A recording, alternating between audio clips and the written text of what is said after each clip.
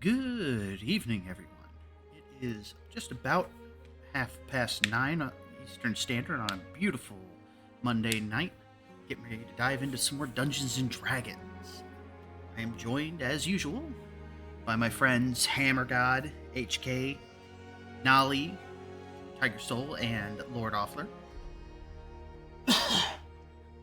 And before we dive into the session itself, we have a message from our sponsors. Because once again, we are joined by the Grumpy Cookies over at thegrumpycookies.com. At thegrumpycookies.com, we believe nerd apparel should do more than just sit in your closet. It should say, yes, I've binged all 12 hours of extended editions. Yes, I can quote that video game cutscene by heart. And yes, these socks are absolutely magic items. We've got shirts that level up your wardrobe, pins that crit on first impressions, and accessories that might not give you a +5 charisma, but they'll have people smile like you just pulled a shiny from a booster pack. So if your closet is looking a little too civilian, gear up at thegrumpycookies.com, where your fandom gets to be as wearable as it is lovable. So, tonight's episode, getting the band back together. Our heroes had just finished surviving a deadly encounter with a shadow dragon, and currently are in the process of divvying up some of the loot found in the deepest chamber of this temple that they have finished traversing. But now they have the arduous task of returning to their friends left behind and delivering the unfortunate news as to the fate of the Heartstone.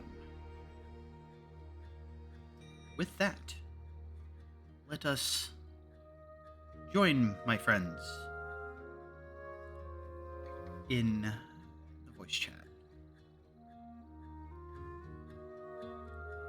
So I'm going to be talking to it regardless.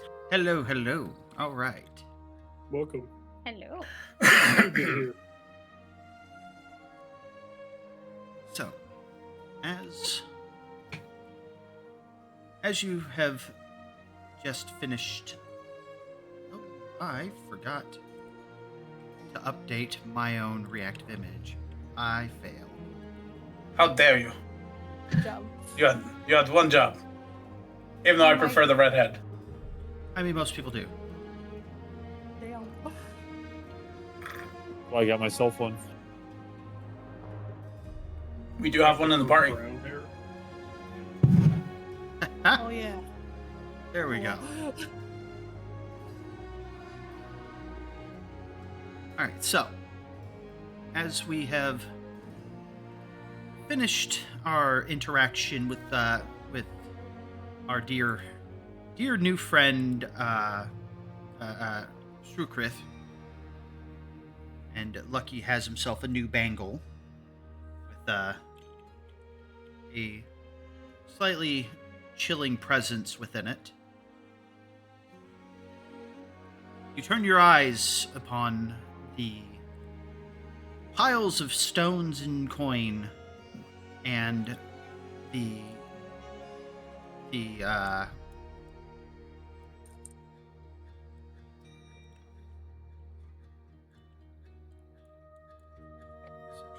sorry, I had something weird happen on the map on my end.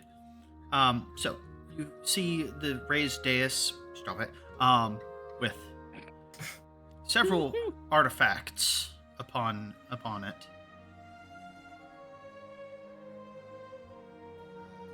Find my list. The list. The special list. Guys, he's got a list. We're probably all on it. I mean, you guys are, but that's besides the point. We are on the list. I'm on the list. I'm on the list. On the list. On the list. On the Okay, list, so- on the list. So I'm on the other list. So We all knew that. as you guys are sifting through the coinage, as I said before, in Discord, there's an exorbitant pile. Like, most of the coinage is copper coins. But I will let you guys add the following coinage amounts to your individual loot piles, as it were. Because I am broke. I think we had also determined what the additional coinage was going to be from the other pile from the with the mimics. Now I just can't find it anymore. Oh, no. I mean, There it is. There it is. I found it. So it's 274 plus 2, 3. So after we get to town, you guys will be able to do a conversion of a lot of those copper coins down after paying a nominal fee for the services at the bank. You guys will each have 394 gold pieces each, 65 silver pieces, and 87 copper pieces. Can we put that down somewhere? For sure. 394, Yeah. you said. Yeah, so 390. Like I How much got silver, sorry? 94. I'm putting it into the chat here. Oh, I put it down as the audience view. Too many That's tabs. We legitimately all can see it. That's all that matters. Yes. So that's how many that, like, currently you don't have exactly that. It's actually a crap ton of copper, but you know, you guys are going to pack mule the copper to town because it's a shit ton of weight. I can't wait for the poor receptionist to count all these pennies. That's effectively what's going to happen, and that's why there's a fee involved. Yeah. Are we just able to add it to our inventories? Yeah, now? go ahead, because Yeah. I'm going to be honest, we're going to hand wave that scene. So once you reach 100 gold, does it become a platinum or does it remain 100? You can convert it, but again, that normally involves fees. But functionally, 100 gold is a plat. I mean, gold doesn't have any carry weight, so I might as well just keep it at gold all the time. Well, no, it does have carry weight. It just requires a lot of gold to affect some of your carry weight, and that's why you convert all the copper to gold, because you don't want to be running around with 10,000 copper pieces. Gotcha. But it's not a concern. I think it's I can't remember. Yes. Right now, our inventories are very full of many things that do have weight. So basically, for every 50 coins you have is about 1 pound.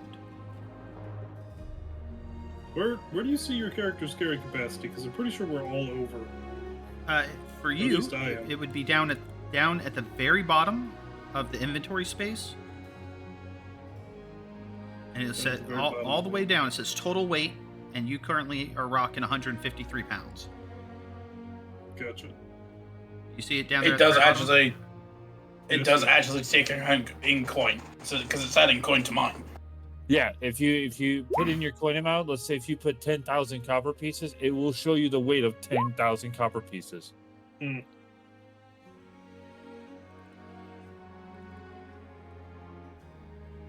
Also, I have brawny, so I could carry twice as much, so this Yeah. will be okay. And I could- yeah, Ebony, you are under 50, Yep, I was like, I'm at like 32. 30 something. She's out here carrying paper. Lucky has a lot more weight than you. Damn. Apparently- say it like it apparent- is. Apparently, I'm not struggling though. Got the primordial pouch. Well, I A Inspiration. little bit too much lasagna, buddy. Inspiration for that. Oh my god, that was good. Mondays. What is this? Big on me day? What the fuck? That's Yeah, it's Every day Monday. that ends in day. I was about to say, isn't Yeah. it Monday? Monday's pick on lucky day. I already have max Hey, you are. inspirations, but No, you don't. I'm pretty sure it You gets got 3. overflow. No, three Oh, you get 3 is total max. It Yeah. remember it is your proficiency bonus, and now that you guys are Good. level 5, your proficiency bonus is +3. 3. So, after divvying out the gold, you find 5 stoppered vials, each one containing different colored concoctions.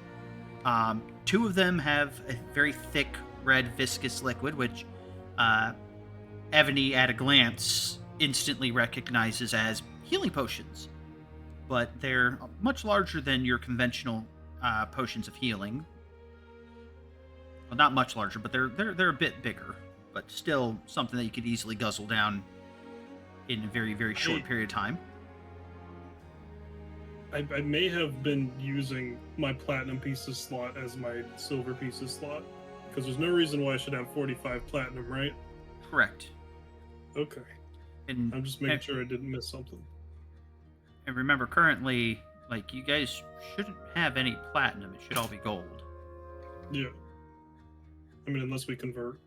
Well, I mean, again, that's going to cost the service fee of exchanging the coins. So, not really worth converting right now. Yeah. Anyway, sorry. So you got what? I'm going to assume that we're just going to kind of do a little bit of hand waving to expedite. Evany, I'm going to assume you use detect magic to help discern the goods, as it were, correct?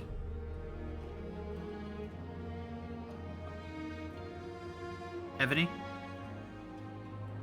Listen, just got home. I was figuring that was probably yeah, the case, but She would be looking at the magic items okay. and discerning them. So she discerns that you have 2 greater healing potions, 2 potions of fire breath, and a potion of hill giant strength. Ah, Ooh.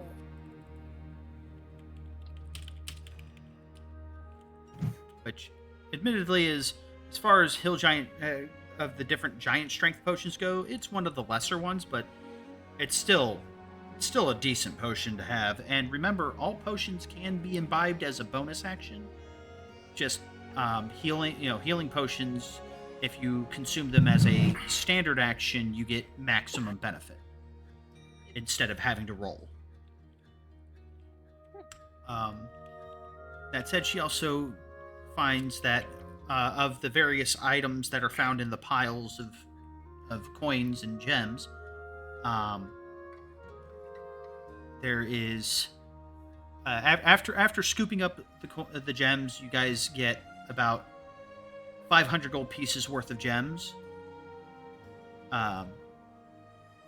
and there's a hat of wizardry and a Irian rosewood focus and a staff of adornment. But the most interesting one is an orb that, when touched, seems to shimmer as if it's made of liquid. Though when you touch it, it feels solid to the touch. Its surface just ripples like a fluid. She determines that it is a mercurial orb, which is a magic item that when a individual holds it and visualizes a weapon, they can exert their will upon the orb and it will permanently turn into the weapon that they envisioned and desired. And it will operate as a +1 magic weapon. Turn it into Shotgun. a cannon. Remember, you ain't got You left proficiency it in open for yourself. Sure. Yeah, don't be lame. Turn it into a. You don't get United proficiency, States and battleship. you also have to. No, if you want it, if you want the full descriptor, it takes the form of a martial or simple weapon of your choice. Lame. kind of still a martial. which means it could technically become a shotgun, but you don't have proficiency. Unless you take levels of artificer.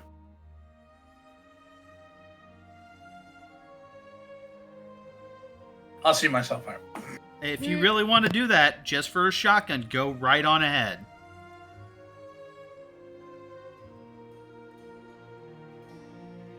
I like this idea. We could just hold on to It- it for now. It's not like we're about to. We're not planning on running into anything at the moment. There's also You never plan. there are also 3 runes, much like the one of them is exactly like the rune that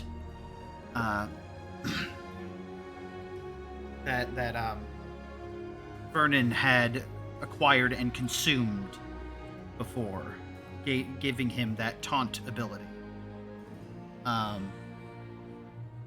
After investigating them further, Evany is able to determine that one of them is a rune of thundering, which gives the person who consumes it the ability to cast Thunder Wave once per day, once per long rest, using intelligence as their casting modifier.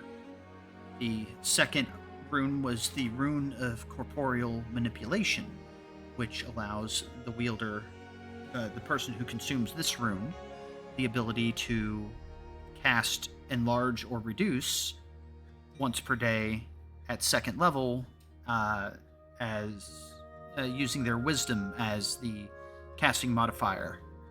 And the rune of taunting, which exactly like the taunt rune that Vernon had used, gives the user the ability to effectively cast Compel Duel without concentration once per day, using Charisma as the casting stat.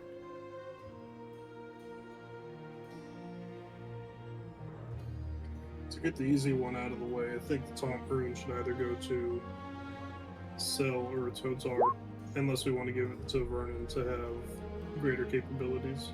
Yes, because if Vernon consumes it, it would be his second one, which would give him a +1 on the DC of his free taunt. And remember, you can keep consuming up to a total of 10. And then you die. No. When you eat the last one, you're like, ooh, my stomach hurts. Oh, my tummy. No, That's what you get for eating rocks. mostly because Oh, it's Mario, you've eaten 10 taunt rocks. It means every dragon in a 4,000-mile radius suddenly knows where you are. now all of China knows you're here. Anyways, You are fired. Give yourself an inspiration, John. I think I'll take that. We used it against his hammer. Anyways, so Thanks. who wants which? What does that mean? Let's get the at least the orb and the runes knocked out. Who's taking what?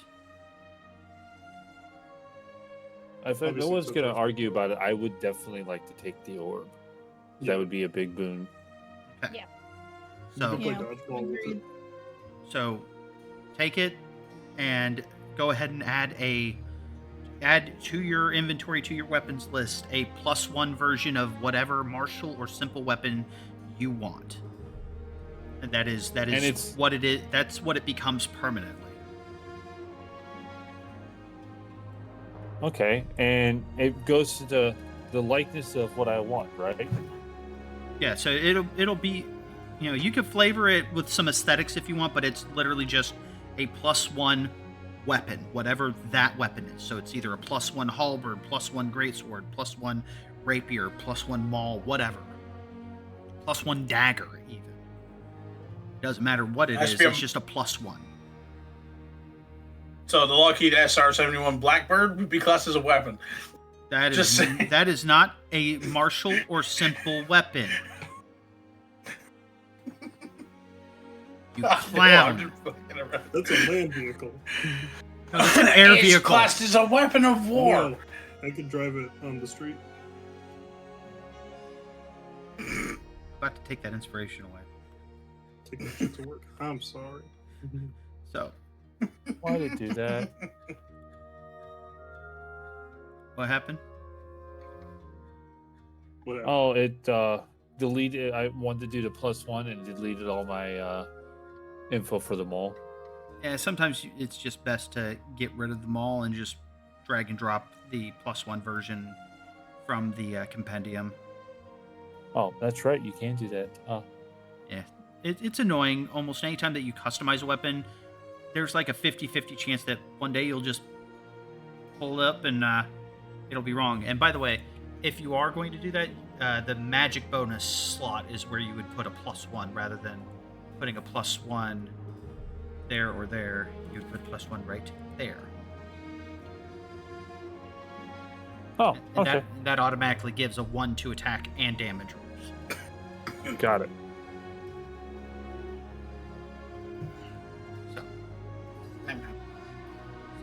So we've got the orb figured out. Rune of Thundering. Who wishes to take advantage of that? Remember, when using this ability, it will benefit from your proficiency bonus and your intelligence bonus for the saving throw for the spell. And it scales. Who's off got of- high intelligence? That's the question. I don't think any of us, except for maybe Ebony. I was about to say, like, I mean, she does. Crystal, take that shit What- out of here. What's Ebony's intelligence? It's high. 20. High. Mm. Ebony having Thunder Wave as a get the fuck off me is probably a good idea. That's probably the reason I would suggest maybe me taking it. It is really the, oh god, they're coming at me. Stranger That's danger. the same reason. That's the same reason why I was thinking that Ebony and Lucky should get the fire breathing potions as a get the fuck off me. A melee range. thing that That's can be done without not a bad disadvantage. option either.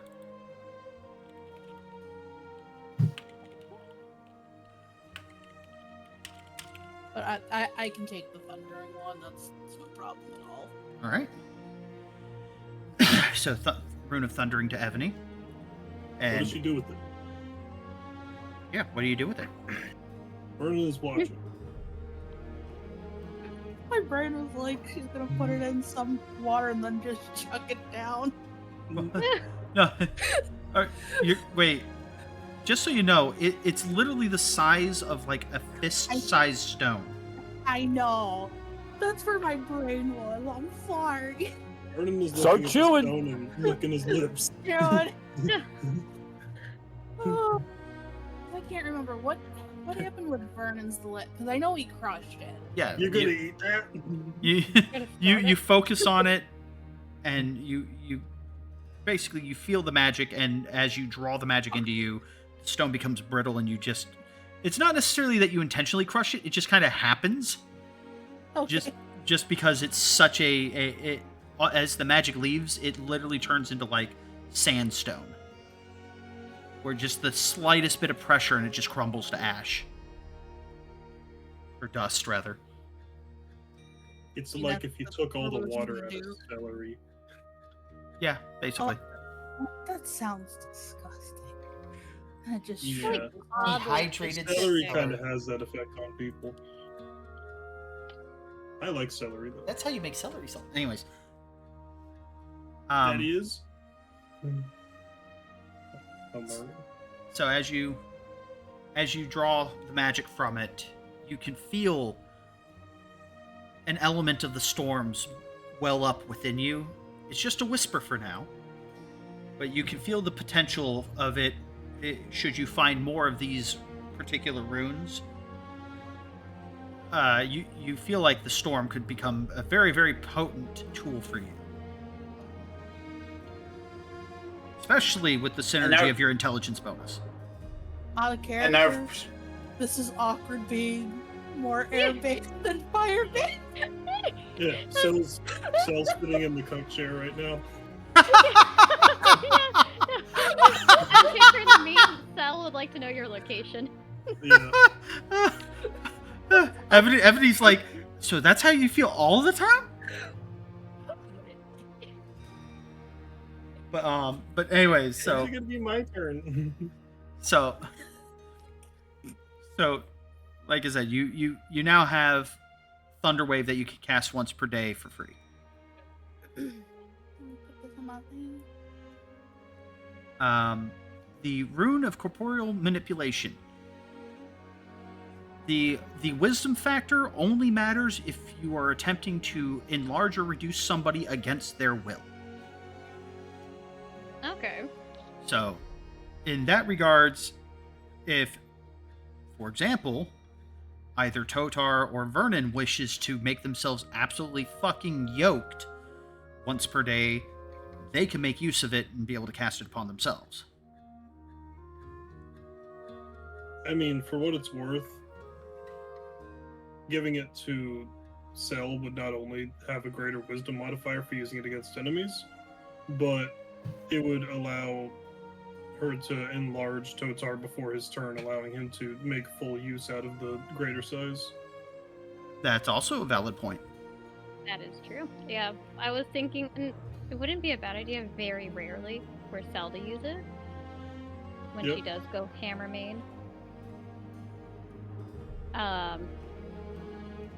But yeah, I have no problem taking it. But I also, especially if the wisdom-based aspect is literally just for doing it against enemies, I have no problem if someone else would like to take it. Well, that's the exact opposite. If it's ever going to get used against enemies, you're the one that needs to use it. Well, Yeah. yes, but I'm just saying, like, overall though, I can take it, but if someone else would like it, they can have it. Like, Yeah, that's fine, but I can it's most just when likely you- going to be used to enlarge. It's very, very, very seldomly going to be. Get in the corner. Congratulations, you're now the Lord Bailey of this group. He can't breathe. He's dying. We're already fucking people today. We may as well keep Fucking- going on the train. Oh my Fucking goodness, prevert. we're gonna host a funeral for him. Oh my god. Not gonna make it. Oh my god. A very good spell, in and out of combat. I didn't understand a word you said. Be glad. Anyways, menace. So, so we give the. So we're just going to give the enlarge reduce to Evany. Imagine making a dragon smaller. Alrighty. So I was about to say, I think that's the last. she just ate one rock. She cannot eat more for a little bit. She's full. All right. So Rune of Taunting. Does Totar get a taunt, or do we empower Vernon's? They can duke it out. Or if I'm- we give I'm- it to like No, he already has a ton. No, we're not giving that to Lucky. I don't care what you say. We're not giving Lucky any more aggro generators. Okay, Lucky is the aggro generator. He is a cat. Everything wants to eat him. I will say He is a in more ways than one. I swear to God, he sprinkled himself with this catnip to everything once, okay? We're Tonight not I giving him dine any more on power. kitten soup. Exactly. I will First say time for everything. Vernon is going to be focused on being as chunky as possible. So, But having 2 taunts, if you want it, take it. No, honestly, with how hot your AC outdoes mine as of right now, so honestly, it makes more sense if you make things go, come after me, bro. Yeah. And I just go, oh, bang, you're dead. Just hit him in the back of the head after I make him look at me. Hit 'em in the Exactly. All right. neck. Get me, dog. Dog familiar. Go the other way. dog familiar. Vernon is gonna pick up the rock and sort of go to put it in his mouth, but just as that's about to happen, he turns away from the party a bit, makes some eating noises, and the dust falls on the ground. Roll deception. Yes. Okay. Also, I'm finally cracking open the peelers candy that you guys got That's me for my not good. birthday. So, Aww. Oh well. I'm not using an inspiration on that. It would be funny, but his acting's so bad, Lucky. it's painfully obvious. Yeah. He rolled a 2 on the die Yeah. for his deception. Fucker. Vernon just turns back after like wiping his hands in the dust and cocks an eyebrow at the party. Lucky's just staring at you with his one good eye with really. Yes. Good sir, we need to work on your lying skills.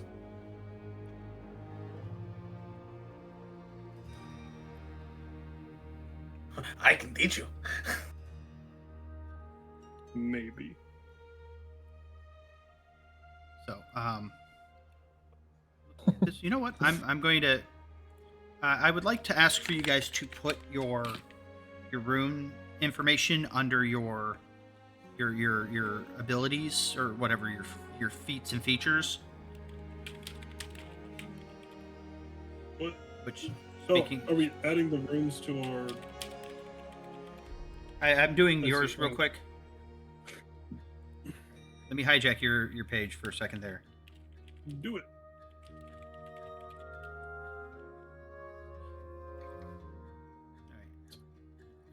I can't because you keep messing with stuff. I'm sorry. Mm. I was curious Keep doing about it. something, so I clicked on it. I didn't think it would stop you. I was like, ooh, what's that thing in my character page that I should know about? I'm pretty sure I know what it is, but still. What was that secret? What does he do again? He gives me a. Currently, you take minus 1d4 fire and minus 1d4 necrotic damage from all sources. Right. Okay, just so I can put that down.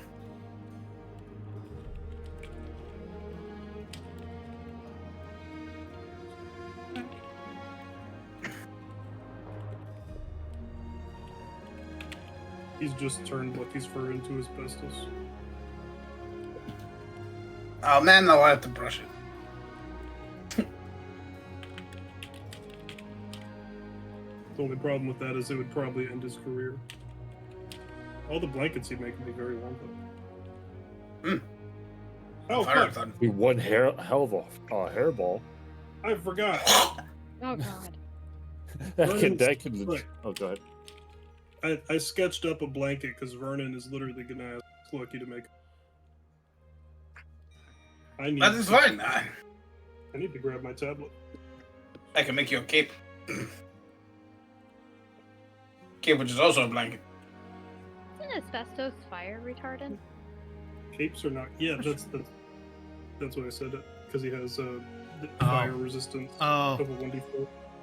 All right, so I didn't finish the picture, but you know what? This is good enough. I might finish it more later. all right, so for the record, those peelers candy, I Mhm. don't hate them. I'm not sure if I like them, but I don't hate them. Can't remember which flavor we got you. The pineapple. Of course you call them pineapple. I mean, the flavor's What do fine. you call them? The texture's weird. Yeah, it's the texture part. I personally like the texture. It's weirder though when you eat the two, like the outside and the inside gummy together. The texture is better when you separate them. Yeah. Personally, for me, but it is Oh, also I do- messy I to do- separate them. That's why they're called peelers. Because you peel them apart. The peach and mango ones are really, really, really good though. All right, so Pineapple is pretty decent. now that we've got all that divvied out, now for the 5 objects on the altar before you. These things are all standing out dramatically, whereas everything else that you acquired, including the orb and the hat of wizardry, the focus and the staff, which you guys can, take your picks amongst yourselves in a little bit. Those were all just scattered in the piles of coinage on the sides. These 5 objects on this altar are each held in like special clawed stands. Like the book is held in literally a steel claw, like a molded claw that's just kind of holding it up on display. And the tome is it's red leather with golden engraving and edging on the sides and the corners and everything. It's very ornate, very dramatically crafted, and it seems, as you guys are standing there, each of these objects are pulling to you individually. The book seems to be drawing your gaze, Evany. The overly elegant needleboard is practically screaming your name, Lucky. Oh, spiky thing. This ornate hammer with nautical symbols and symbols of various deities of the sea seems to be whispering promises of crafts and power to you, Cell. There's a pair of gauntlets, or rather a single gauntlet with a symbol of a rising sun on the back of the palm, or on the back of the hand, that is almost requesting your hand, Vernon. Anything with the sun on it must be safe. One more time? I said anything with the sun on it must be safe. And then a very delicate crown, like a not actually a crown, but like a headband of fine Circlet. silver, circlet of fine silver filigree, and the amount of artistry on it is beyond you, Totar, but there's a single gemstone centered in the very middle of the brow where the circlet would sit. And it seems you hear whispers in multiple languages, some you recognize, some you don't. But it's not an off-putting series of sounds. For some reason, it sounds right to you. And you don't know how to explain why, but it does.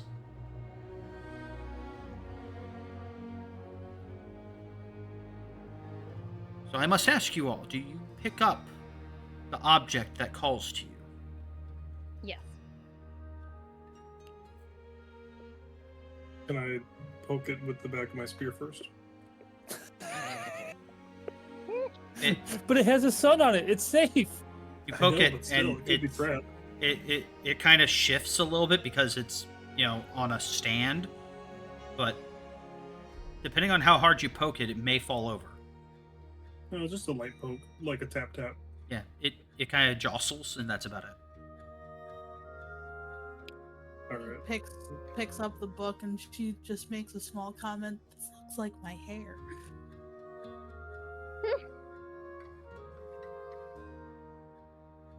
What? It's true. Sorry, one more time? She makes a small comment, being like, "This book, the coloration's like my hair." Actually, you're not that inaccurate, especially as you get closer and the light from Vernon's sword. 'Cause I'm assuming you have your sword out because there is no other light sources in the room. So it's the only way that you'll actually see colors in this room is by having your sword out or having a torch out. So do you have the sword out, Vernon? Yeah. Okay, so as you got your sword out, like as Evany moves closer, and you all move closer to look at all the objects, the the sword or the light reveals that the book actually isn't just red. It actually kind of has like a fiery gradient to it. That as light kind of plays across it, it seems almost as if the book is on fire.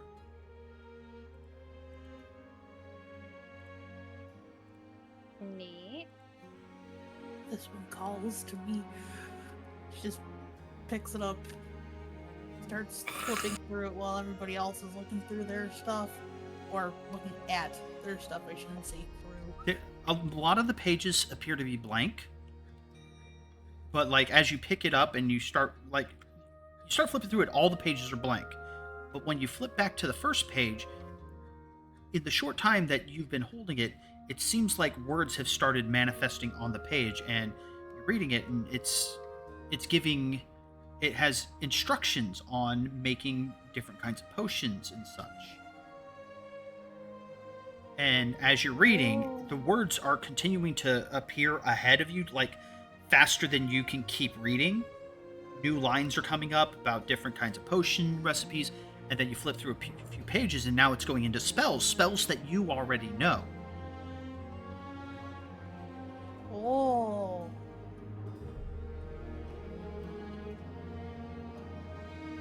And then eventually it's full. And it's full except for another page that wasn't there before. Never-ending tome of pages. I know what he's doing. So That's a cool idea for a book. So as you have this book, if you use it as part of your process of creating potions, you get to add a +1 to all of your alchemy tool checks.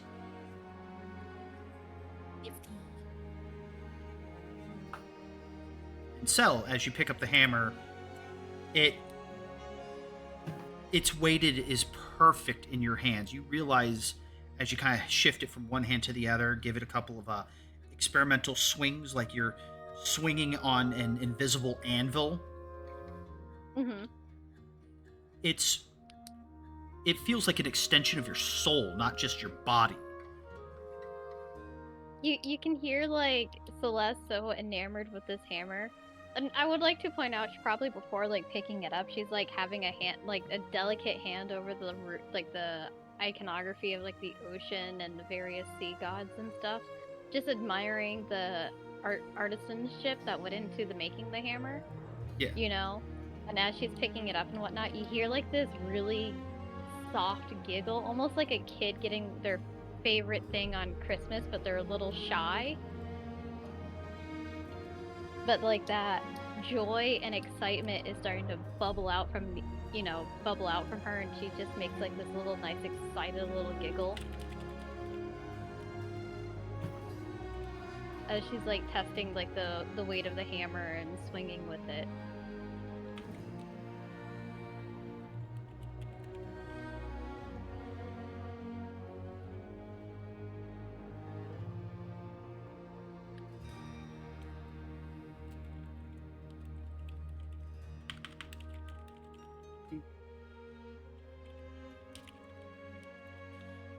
Okay, You silence. realize while you're holding this, if you use this as part of your Tinker Tool checks, you would get a +1 on all relevant Tinker Tool checks. Nice. Who else grabs their goodie? Their Well, artifact that's kind of calling to them. Wait, what did Totar- Totar even get? Totar would walk over to the circulet and he would sniff it, going around a little bit. And then, from what you guys perceived, it almost looks like he's mouthing or whispering something into it as he's gazing upon it. Set that to you. Checking his Also, out. I'll say Go it ahead. after everybody's done. No, it's not a character comment, so I'll wait. Okay. Why are you being so cautious as I grab my one?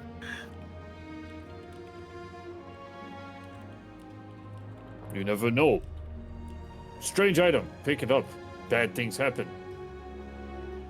Everyone else picked up theirs. They're not dead yet, so. Key word in what you stated. Now, if you can understand that, good. Clever cat. Hurry up and pick up yours. And he's almost like as if he's sitting there waiting as he stares at it for a moment.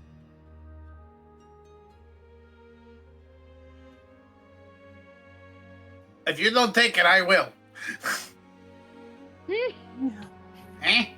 Eh? As you say that, you look at it and you really don't feel like you want to touch that. No, but I'm goading him. Yeah, but it's like the moment that the words left your mouth, you were like, I really don't want to do that.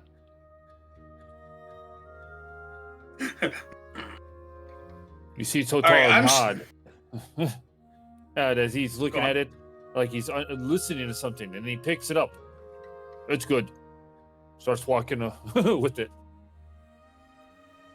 Alright. Good. So you put it on? I put it on. Okay. So, oh. Well, I'll wait for the last bit until after where everybody's picked up theirs. But as you put it on, you feel almost like your mind sharpen a little bit. And whenever you are attempting to work on You're saying weapon designs, Yeah. you'll be able to draw up these designs with greater clarity in your mind, and you have a +1 on intelligence checks when designing weapons and working with your smith's tools to make new weapons.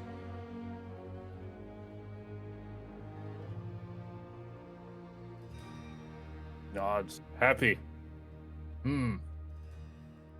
Great wisdom comes from this.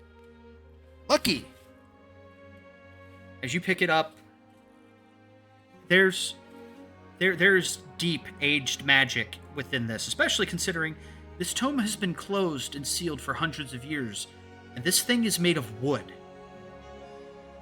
Yet it's properly maintained and oiled and lacquered up, and it is flawless. It's pristine. There's not an ounce of rust or degradation or mold or decay in this board.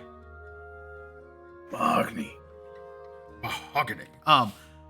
Yes, it's made of mahogany. There. Anyways, so whenever you use this as part of your tailoring checks, you get a +1 on all crafting checks that involve your Alright, tailor what's it called? checks.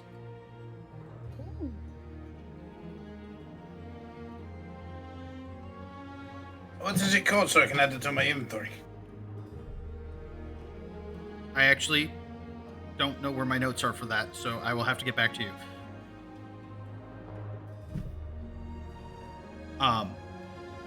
Because literally, I had them all written down, and I genuinely don't know where I lost it.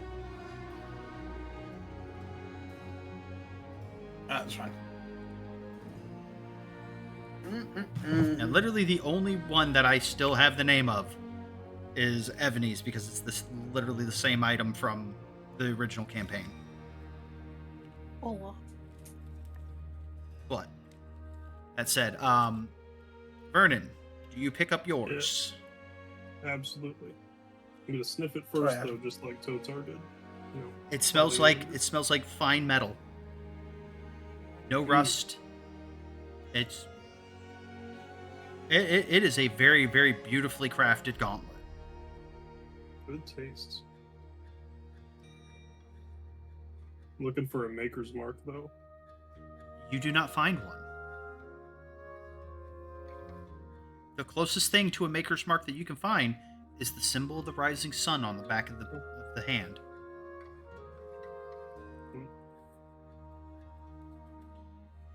As But, you put it on?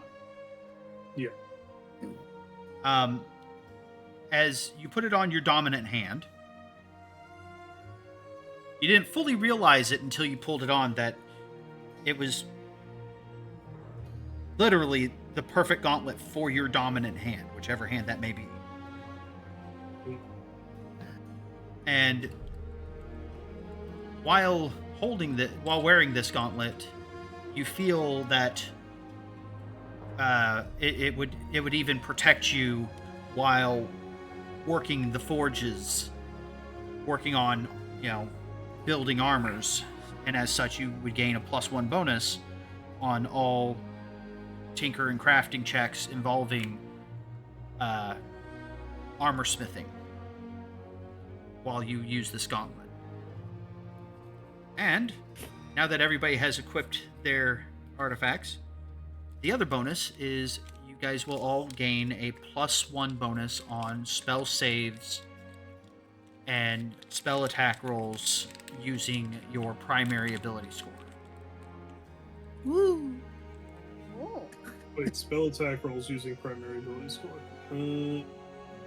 Well, that's not going to be too big for you, but your No. spell save DCs is what's going to be going up. You don't actually have any spell attacks.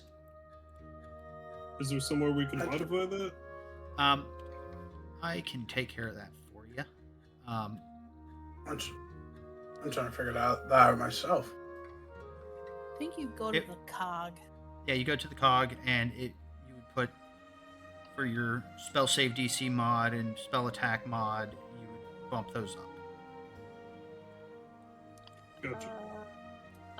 I just did that Spell- I did that for you, Vernon, Oh, thank because I was already in your sheet, So- and it's in the So first you'd first bump- box on the left after you click on the cog wheel.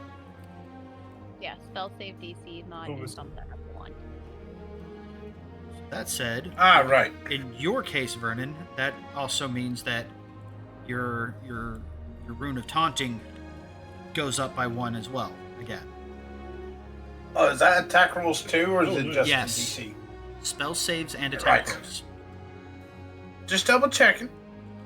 But that is when you are using that as your spell focus or whatever. When you are using it as the conduit for your magic.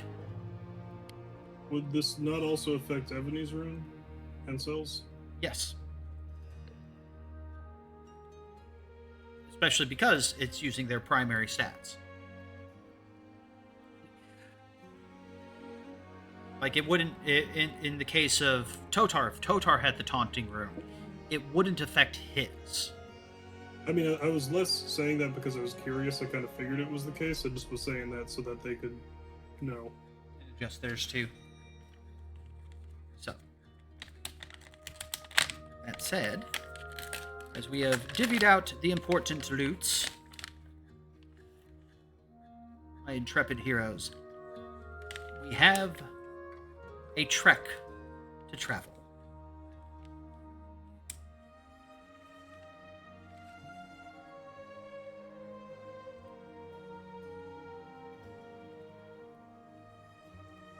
I do not believe there's anywhere else in the dungeon that you wish to go because there is no other rooms to find. Spoiler, there are no other hidden rooms or anything like that. We did it all. So even if we ask, it's just like we're hand waving this. Take too much So time. we search every room on the way out for any secret doors he's hiding from us. No, there's nothing. I'll show you I the know. full map later. I'm joking. My brain heard a word, and I'm like, oh god. Actually, wait. I think I left one of my teeth in the other rooms.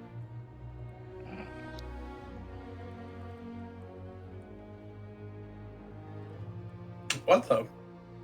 That's a big map. Why is it showing the whole map? Oh.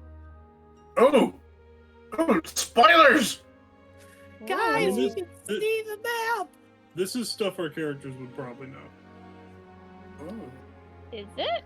except for Vern. No, we've never seen this side of the map before. Well, I said stuff our John, characters John. would know. John! I'm very annoyed. Ooh. Don't make a big deal out of it, people. Come on. No. Sorry, It's I'll not forget in something- 5 minutes. Don't worry. That's not something we know in character. No, anyways. really. Like, I'm but, like, very oh, annoyed big that shed will forget. that the map broke like that. Why did it break like that? I mean, all we know now is that there's more work. That's We can't do anything with that information. very confusing. Like,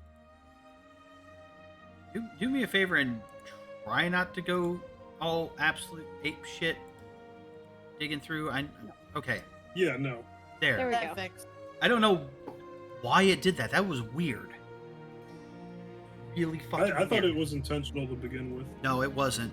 The fog of war just wasn't there. I Fog didn't of even know War it was a just, fog of war like, thing. I thought they were Fog different of- maps. Fog of War's like. Wait, was this like the a first? day.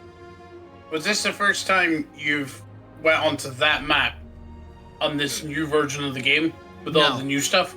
No, No. Alright. it was not. Hmm. Oh, that was my guess.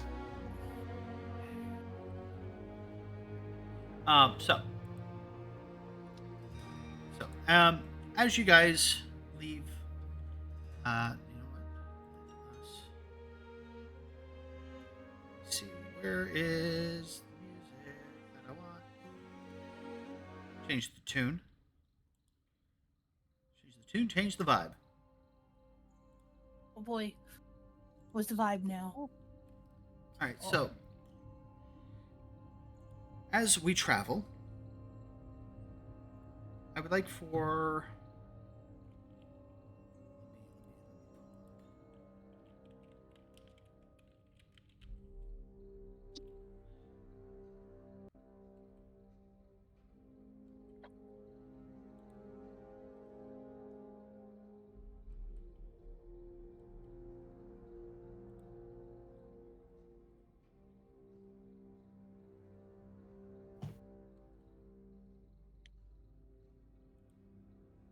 okay, so give me who wants to do the first roll? Who hasn't rolled yet?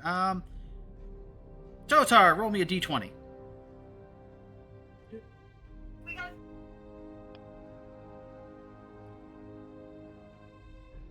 Whoa! Whoa! Wow. Damn! Spectacular! That's how many encounters we'll come across on the way. Hmm. Nice, nice, nice. Dear God. No. Head spiders? Nice. Spidery. Spidery. You come across a field Damn. of flaming rat spiders. All right, so Oh no. No, not the rat spiders. somebody, Not again. Evany, roll me a d100. Oh boy. Alright, guys, I'm gonna roll a 2. Do it. Damn! Don't you waste my good You were nat one 20. off. I was You one were- off from everything. Yeah. So, as you guys are traveling, you eventually make it to the road. As you guys are traveling along the road back in the direction of the fort that you guys left your companions at, eventually you see a man sitting on the side of the road, kind of holding a map, turning it one way, turning it the other way, looking east, looking west towards you guys as you guys are approaching, looking back to the east, looking at his map and scratching his head, looking very confused. As you bet guys, you guys lost. So I'm sorry, I didn't realize you were still talking. as you guys get closer, he kind of goes, "Sirs, madams, I do believe, well," and he turns his map towards you. You realize that it had gotten damp, as you guys can tell from the scents and the condition of the road. It had rained in the time that you were down in the tome. I appear to have ruined my map, and I'm terribly lost. Which way would be the fastest way to get me back to World 4? as you guys are kind of like about. You guys aren't on the main road, but you guys are probably about there, not too far from the road, from the main highway.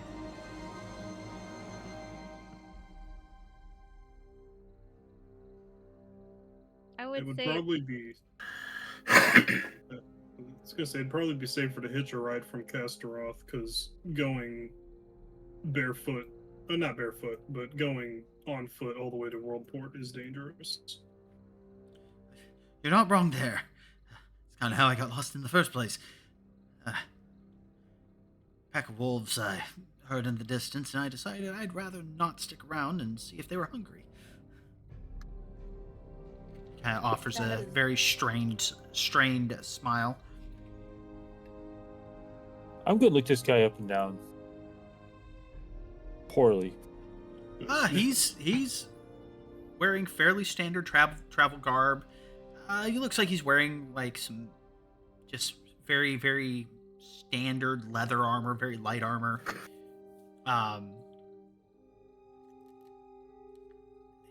He has a short bow kind of slung over his shoulder.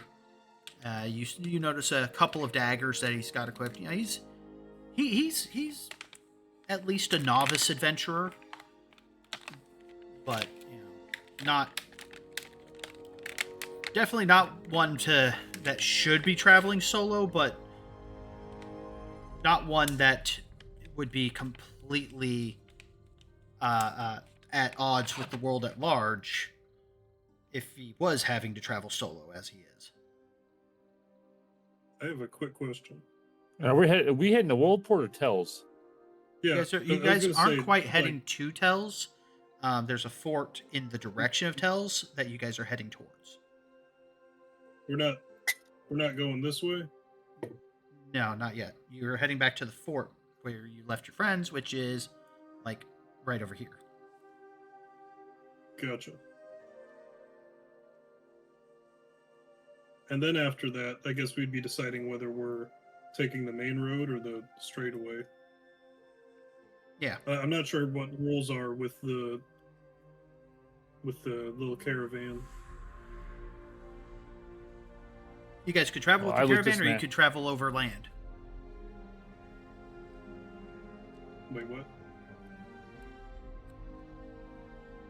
I was saying, I mean, like road He's- or straight. yeah, when you leave from the fort, you could either stay with the caravan, at which point you guys would kind of do this number, Yeah. or you could say YOLO and just fucking hoof it. And that would be, when you say caravan, we're talking about like the horse and carriage. Correct. So we would need to go on foot if we went straight. Yeah, because most of the roads that are, again, remember that these are just the major towns. There's Yeah. small villages all in this space here, in all these green spaces. There's tiny villages dotting the countryside. And a lot of the little roads that are in this space aren't necessarily super conducive to the wagons the likes of which you guys are traveling in, as you guys are traveling in military grade wagons, which are bigger and bulkier and built for the highways. What was that? I said sticking to the road is probably safest. Yeah. Yep. I looked the man up and down. You in rush? A little bit. I'd like to find the most expeditious path to get to where I'm going. Ideally, one without So many dangerous. wolves. Oh, not that big of a hurry. Heading to camp. We take caravan up. Safe way. Company. You do your part, you go with.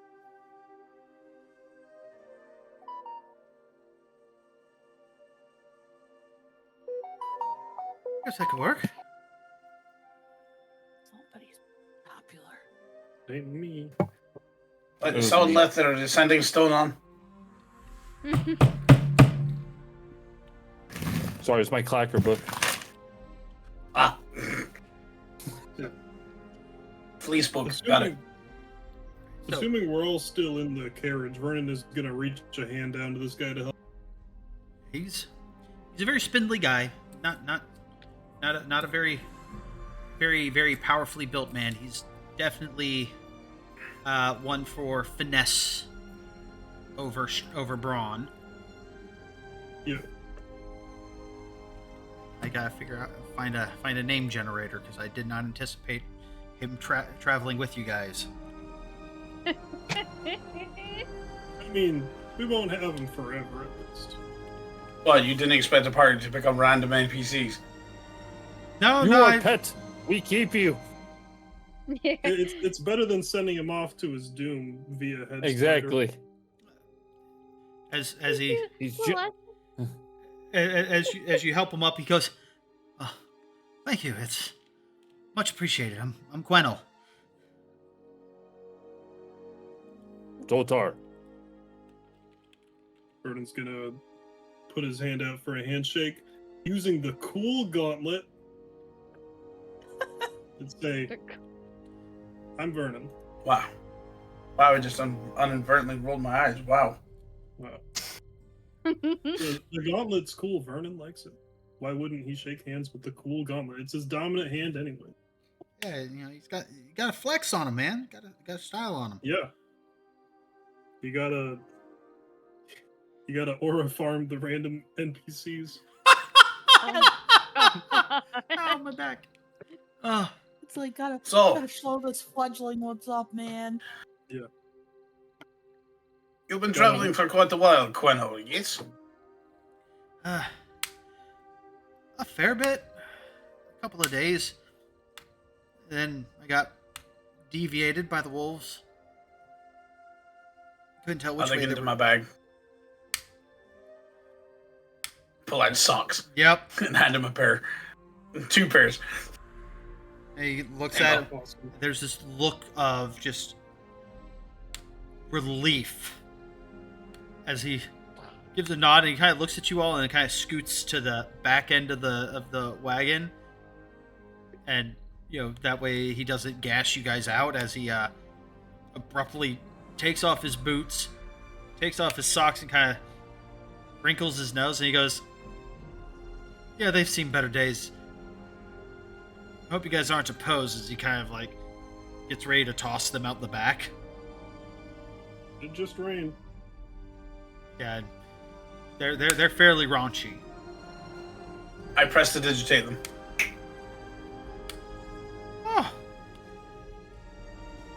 Oh, aren't you just full of wonders? I can do one more. Mending. And That gets they're- 3 they're pairs of socks. They're almost as good as new, but he's going to put on one of the new pairs that you gave him.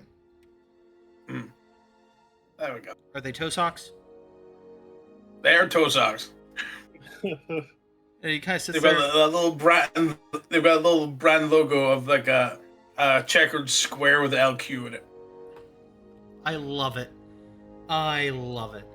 Yeah, he kind of puts them on, wiggles his toes. He goes, "It's going to take a little getting used to, but that's kind of nice in a weird way.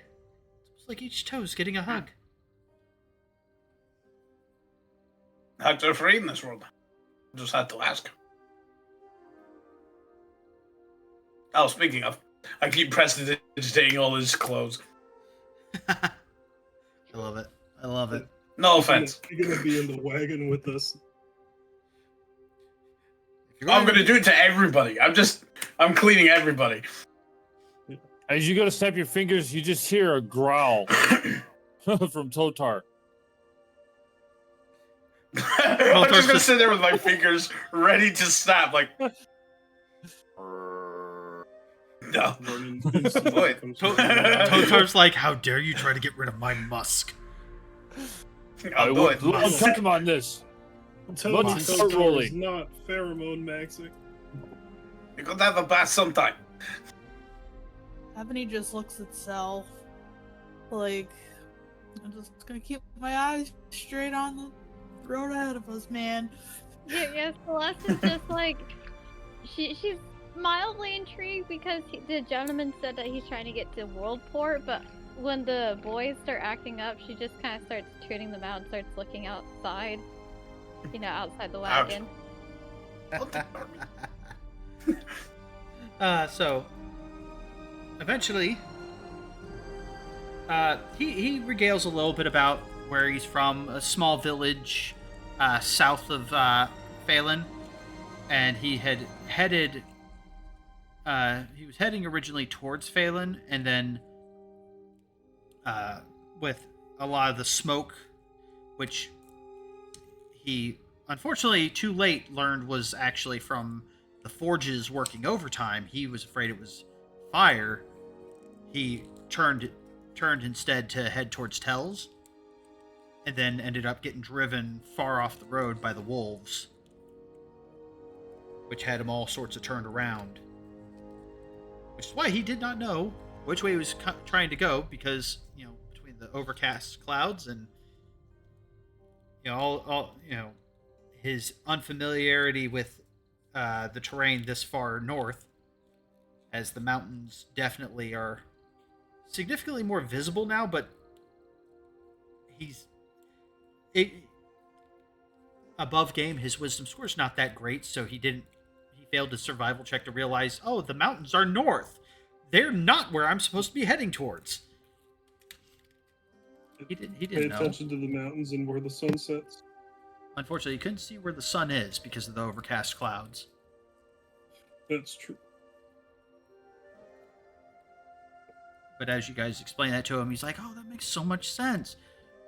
I wonder I've never seen them before.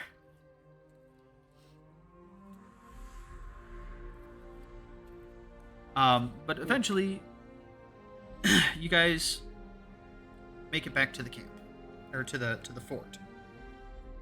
Not far from where Vernon's village once lay.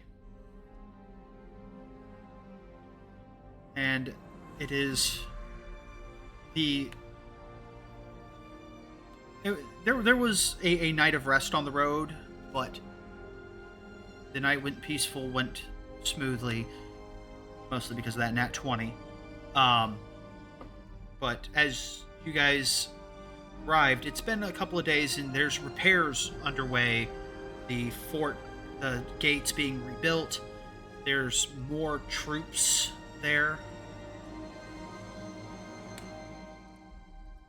And you guys are greeted from the ramparts as you arrive. And before we roll in, Vernon is gonna look over to Lucky real quick and kind of tap the little amulet with the dragon guy in it. The bangle. Yeah. How are we going to explain that?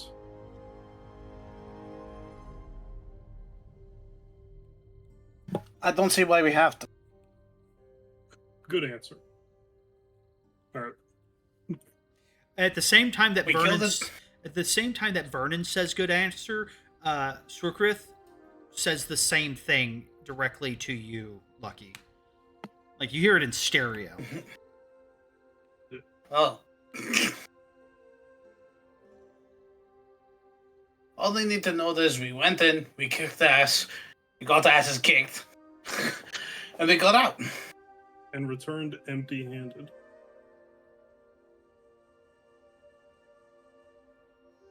No Heartstone in tow. Well, I'm not trying to tell them about what we found.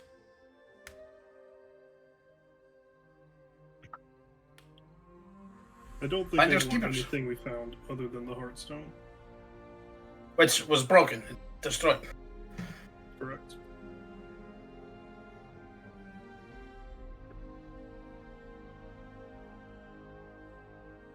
That is all.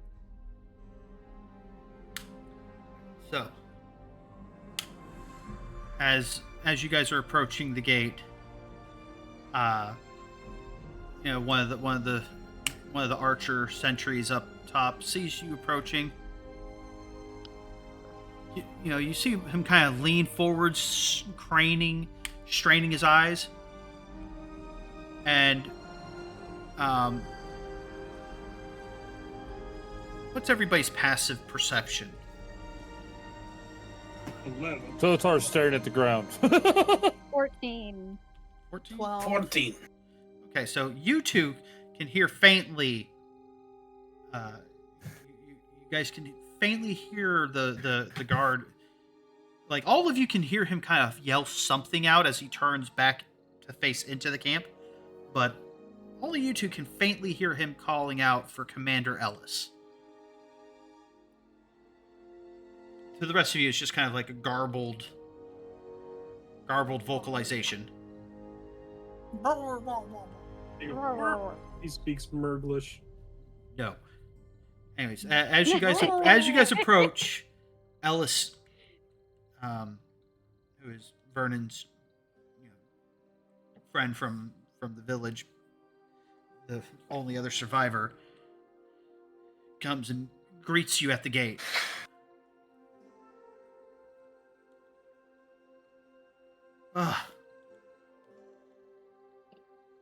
I am very thankful to see that you have all returned.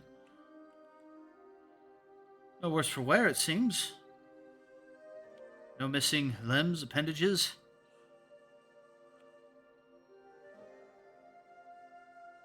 I point at Lucky's eye. That was gone before you left. Get me better.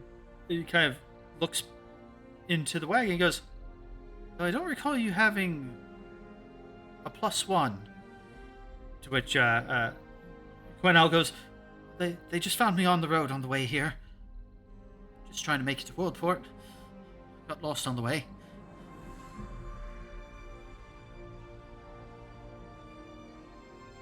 You need safe travel. Lone, afraid of wolves. Not good. Don't feel like killing corpse off road next time I walk by it. There's a slight stare and a very deep swallow of, no, don't like that idea.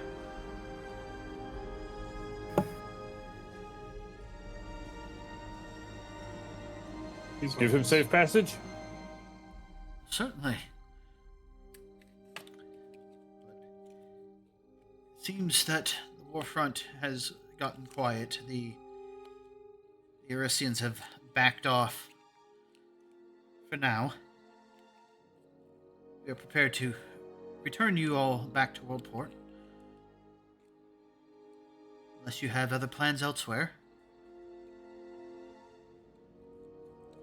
Cell breathes this like giant sigh of relief when they say they plan to let you go back to Worldport.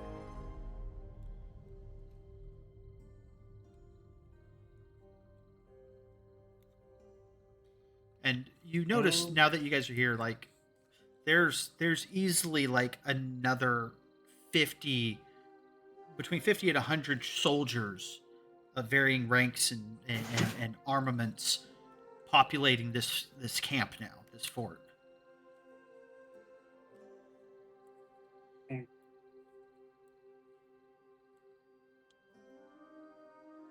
Fortified for now. My brother's still here.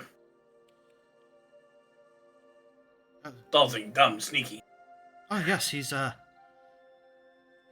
started moving around. Apparently quite stubborn.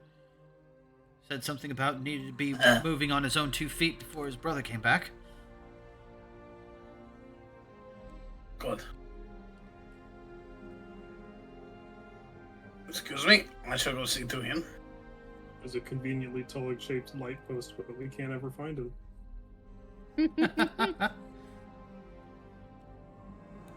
As you guys going to assume everybody kind of is going to take a short break here in the fort to find your companions. Mm-hmm. You find Tullig is actually over at the archery training range. As he's sitting there, like, he's leaning on a post. He's got a single crutch see that he's significantly better looking than he was when you left, but still has some wraps around his torso. He's like, no, you're aiming far too low, and that is part of why you end up pulling back too hard. And it's no, right here. He pulls out, grabs a light crossbow, leans it on the post. No, you want to aim here, and he pulls the trigger and nails the target a little bit above and to the right. But he goes, all right, a little bit down and to the left of that is where you want to be aiming. As a couple of very fresh-faced soldiers are like trying and not doing so hot with their archery training.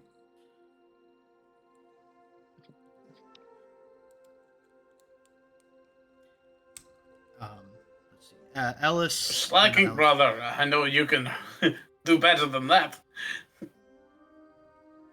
Well, I'd be doing a lot. I'd be doing a lot better if I had at least one or two less cracked ribs left. I'm glad to see you're up and about. You would have never let me hear the end of it if I wasn't. Would I do that? Of course I would.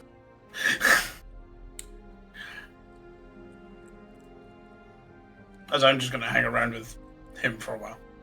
Severos and Elwyn are kind of assisting one of the mages at the fort with some scribe work. As the infirmary, as it were, is all but empty now. As a lot of the wounded soldiers have either already been shipped off or have been healed enough to be functional and operational again.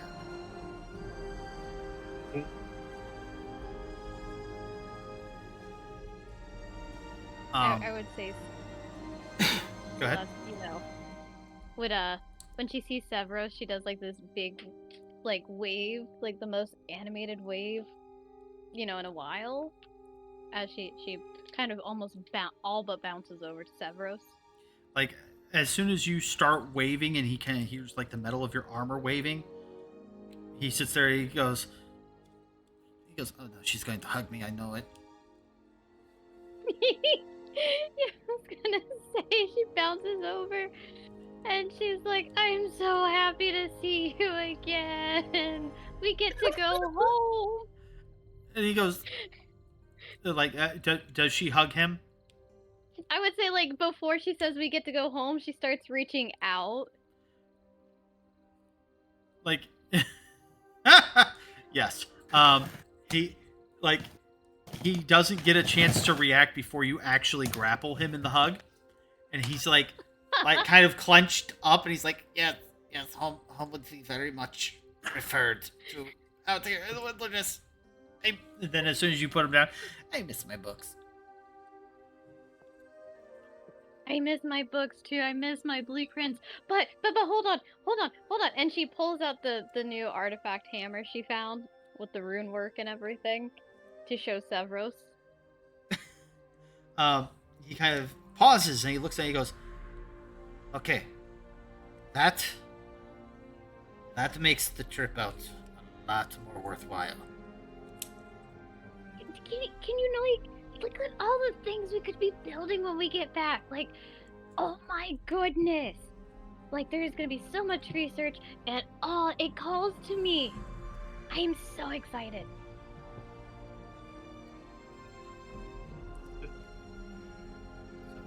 Where is Elwyn? Elwyn's also. No, I'm sorry. It's not Ellis. It's not Elwyn.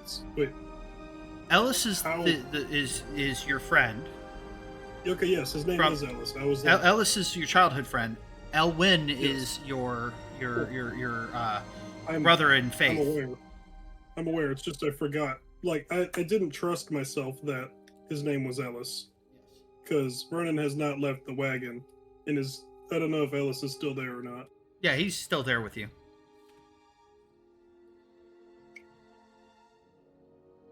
Well, I don't know about anyone else, but before Vernon leaves the wagon, he's definitely going to go give the report. Yeah, he's kind of lingering by the van, hoping for, some kind of report, some kind of information. About this time, Beast just kind of saunters into the camp. Nah. Looks up at Totar in the wagon, gives a little chuff, and then saunters off to find a place to lay down and be comfortable. I stick my head out the thing. Good to see you too. I guess as I shake my bag, you don't want bone when we get to town.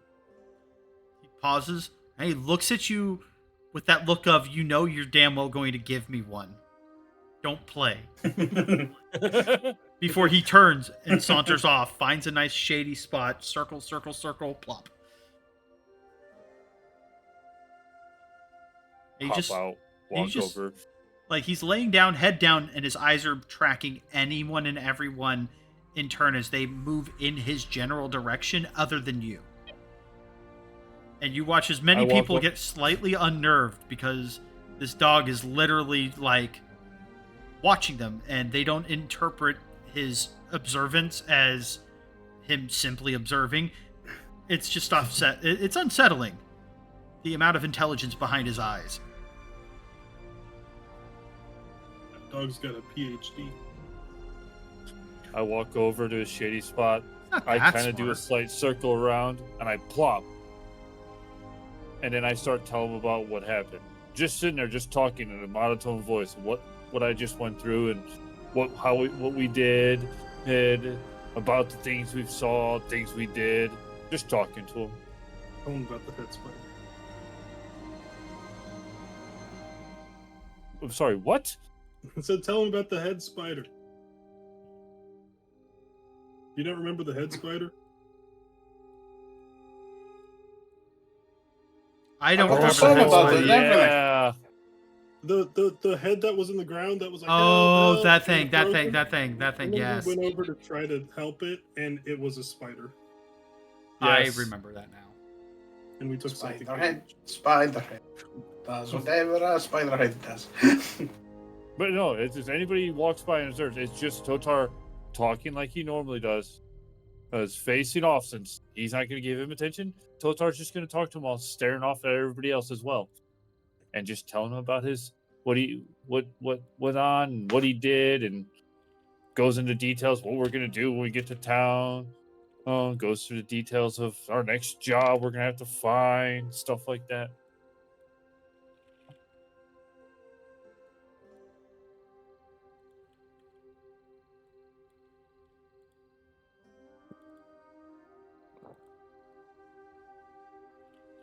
I've lucky do kind of the same thing with his brother. Sits him down on a bench, but anyone who wants like anything repaired, cloth wise, he'll sit and do that as well. Practice makes perfect.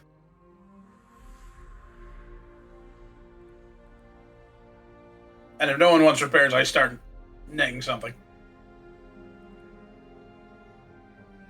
Testing out the new thing. Vernon kind of figures Ella should know about this as soon as possible. About the Heartstone. Due to the potential impact on the safety of the nation. Very fair. As you're telling him about it, there is definitely a deep, unsettled look of concern on his face. Yeah.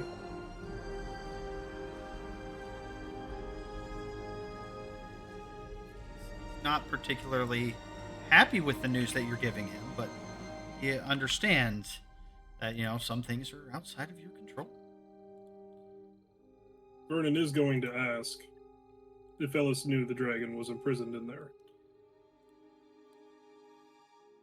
He looks you dead in the eye as he goes, "Oh, this is the first I've heard of this."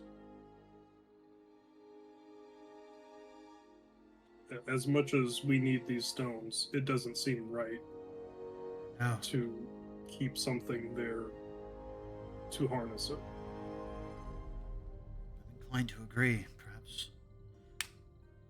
He kind of purses his lips, his brow furrowing. Perhaps that's why there's such a guarded secret. It's not really our decision, though.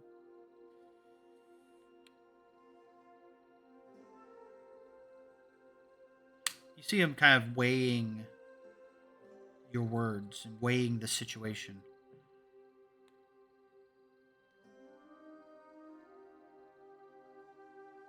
You're not wrong, but perhaps when I get back into town, I can run the information up the flagpole and see who takes notice. See if we might be able to get some of those who have the pull to make some kind of decision on that front. Just be careful sharing what you know. I'm not sure if it's something we're supposed to know.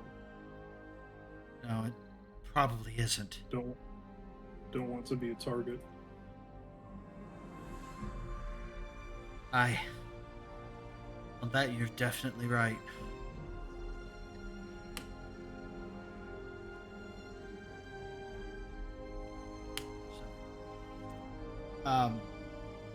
Eventually, as the day wears on,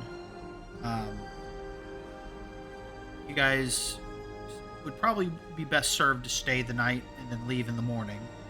That would be the next caravan departure.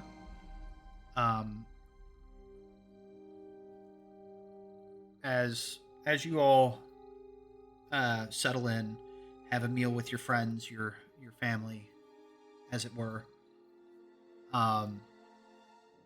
They update you with what's been going on. Most, those who were injured focused primarily on recovery. Those who were able to help with repairs and any kind of training and such did so, but it had been very quiet, very peaceful for the time that you were gone. And Nice change of pace. the healers that had arrived from Faran had been immense in aiding with the recovery, to the point where even Pepper has a Oh, new bad. wing. Yay! She's not flying with it yet because it has not regained all of its strength, but it has been regrown. And Talig is, again, he's moving fine. He just kind of uses the crutch to assist because he's still tender. But other than that, everybody else seems to be completely recovered at this point, for the most part. Just a couple of hiccups in the road to recovery, but other than that, largely healed. That's good. So in the morning, you have, where would you guys like to go with your wagon of the caravan? Do you wish to stay with the caravan and head straight to Worldport, or is there any other location that you guys would rather visit first? Because we can either kind of hand wave the journey to Worldport. Well, what would we know about Tells and Faran? I mean, Faran is, so each, as you guys know, each of the four major cities, Worldport proper, Castaroth, Faran, and Silran, are all effectively like baronies within the realm of Telriel, but they have established as the primary mercantile capital of the kingdom of the region as Worldport, and have delegates that come to Worldport to basically rule for the region as a whole. But each of these four major towns have a primary leader, and as such, their immediate surrounding villages and towns fall under their rule and their laws and their order. Faran is a very militaristic barony. And as such, a vast amount of the military prowess and strength of Tel Riel comes from Faran.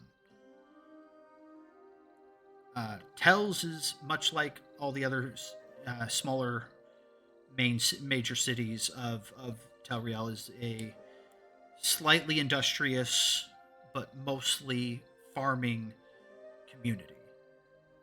A lot of these towns are primarily homes of production, often either providing food, lumber, metals, whatever, for the larger cities for distribution, for economic growth of the region, and so on and so forth. Fair enough. Why? And another thing that you guys will all know, while Kastaroth is like one of the is the metals, like they produce, in comparison to any of the other towns that have mining operations, they produce on average 10 to 20 times that of the next 3 towns combined in just metals. Metals and stones. Sounds like we should stop by their market to see if we can get some cheap smithing materials. Rock and stone. That's where it's going to be the most cost efficient to pick it up. Silren is their primary power supply, as it were, is their production of naval vessels. Ships. Be they mercantile or military, but they produce more ships than anyone else. That is their big export. But each town has typically just a whole sweeping range of temples and worships going on. Faran is different. They have one chief deity that they celebrate and worship in Faran. And that is Bane.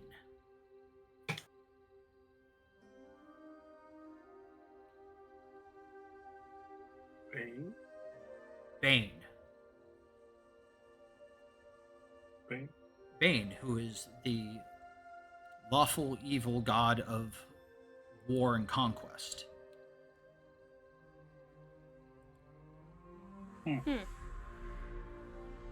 But they are keenly aware that there is a delicate balance of power between these 4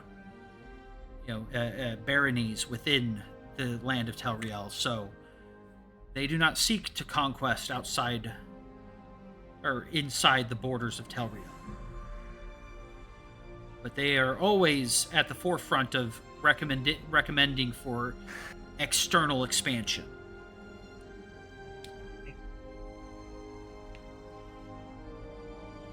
But that's also part of why they have the strongest military might within the region. If you want peace, you must always prepare for war. Speak softly, but carry like a big rock or something. Lots of carry a big stick. I may be a fast pacifist, but I'm not afraid to pass a fist. Oh my goodness. Sounds like Every monk ever. Yeah. But anyways, that said, with that information in hand, do we wish to head to Worldport? The only place I'd be interested in stopping at is Kastaroth because of the metal, but we're not going that way. So, I mean, you'll still be able to get metal in Worldport because they ship a shit ton of it there in order to, sell it to other countries around the world. yeah, but you could get it from Kastaroth without the import prices, I imagine. I mean, there's a little bit of shipping upcharge, but by going there yourself, you're eating that charge by paying for feeding yourselves, feeding the horses, upkeep on Oh, your yeah. wagon, blah blah blah. That's why I'm not suggesting we go there. I was saying if we were already going there, that's what I would do. To be fair, between the two of us, we could probably get a good deal. That's true. So, that said, on to Worldport. Yes. Yeah. Yeah. And I recommend we roll our window as we pass by Farron. You guys don't actually go into Farron. That you guys, go by. There's no accosting. There's no I'm issues, joking. but you definitely can tell, like every one of the major cities that any of you guys have been to has had proper armaments all the way around, but Farron seems to be excessive in comparison. Like, they've got ballistas, they've got trebuchets on like every tower, and I don't mean one on each. I'm talking about they have a ballista and a trebuchet on each tower. So, Are those knights on wyverns? Yes. are those wyverns on the knights on the wyverns? No. I mean, unless you're No, talking but about I think they're armored. unless you're talking about like their tabards, then yes. If you're talking about the tabards, then yes, the tabard has a wyvern that is on the knight that is on the wyvern. That's awesome. I heard Wyvern's you great. like wyverns. And I'm not kidding. So if it's Not a wyvern kidding. and a wyvern. There are literally knights on wyverns there. Where'd they get those? They hatched them. Ed. The wyvern store. We We got them No, from from the Vern, of Amazon. course. we don't ask them too many questions because the Bay Knights don't take too kindly to interrogation. So, anyways, Sensible. that said,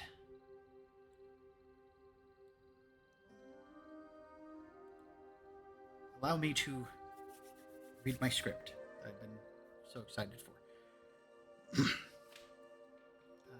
Actually, let me switch tunes.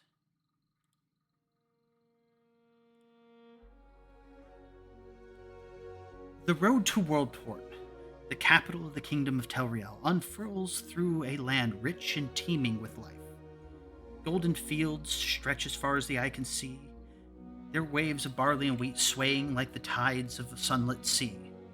Orchards spill over gentle hillsides, their branches heavy with fruit, while vineyards stripe the valleys in perfect cultivated lines. Here the air carries the mingled perfume of tilled earth, salt from the distant ocean, and wood smoke rising from 1,000 hearths. The land is alive, thrumming with the industry of farmers and craftsmen who feed and furnish the city of wonders that lies ahead. As you press onward, farmland yields to a constellation of villages, each thriving beneath the shadow of their sovereign city. Timber-framed homes, whitewashed against the weather, stand close along cobbled lanes where flower boxes spill with riotous color. Markets buzz in every square, fishmongers hawking their morning catch from the harbor, bakers pulling loaves from steaming ovens, apothecaries calling out the virtues of their tinctures.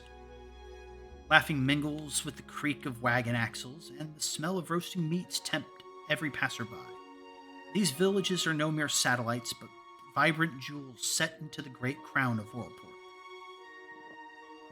Then, rising above the rooftops and orchards alike, comes the sight that halts every traveler in their tracks: the main gate of Worldport. It soars like the work of titans, its granite towers stretching skyward, their gilded spires blazing like captured suns.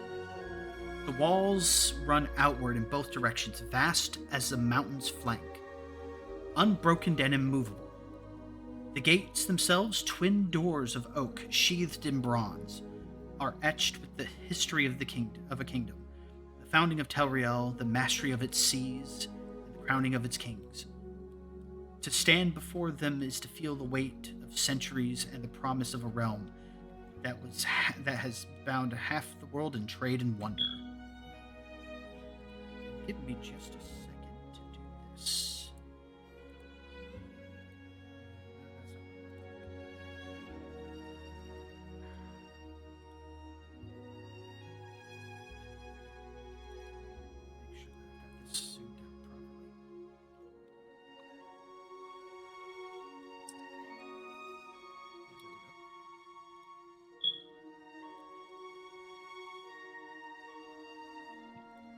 Um,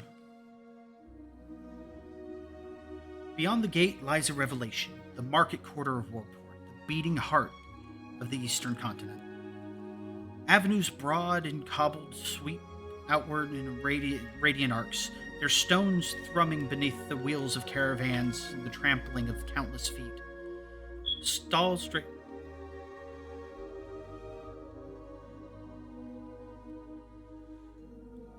I'm kind of nervous. Is that somebody else's smoke detector? Or is that mine? What happened?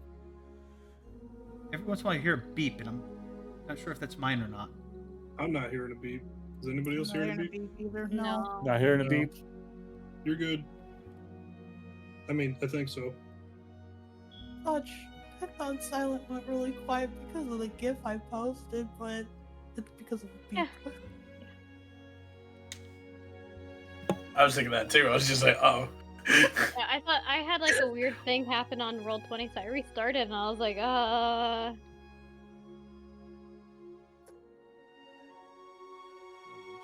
Right now, let's see if I hear it again.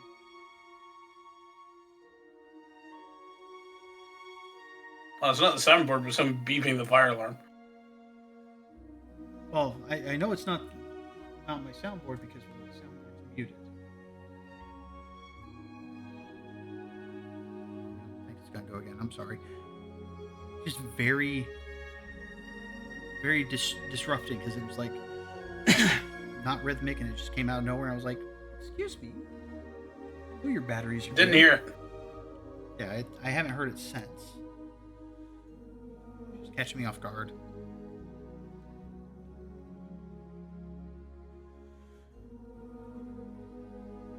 Okay, so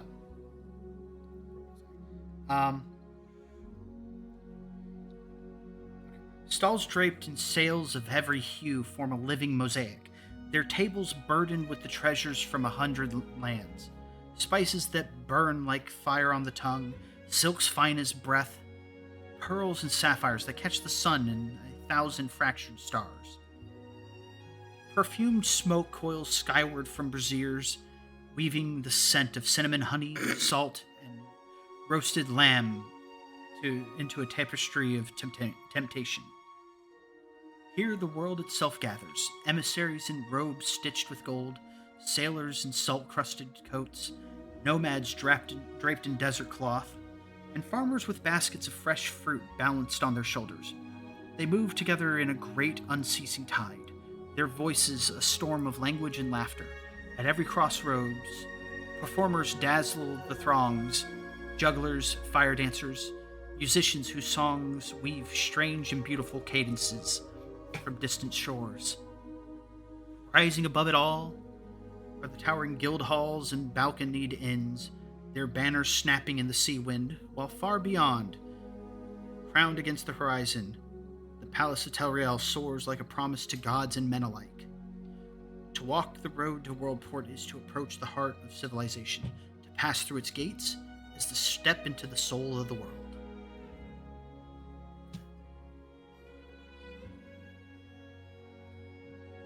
As you guys enter into the market through the main gates, where would you guys like to go from here? Do you want to meander around the market? I have a quick question. I may have a quick answer. How is the weather? I know this is usually Cell's question, but still. you stole it. It is a beautiful, clear day. Oh my god. The sun is shining. You couldn't ask for better weather. I'm gonna roll a 1d4 real quick. Alright, Vernon turns to Cell. He is fighting back tears. This place is beautiful.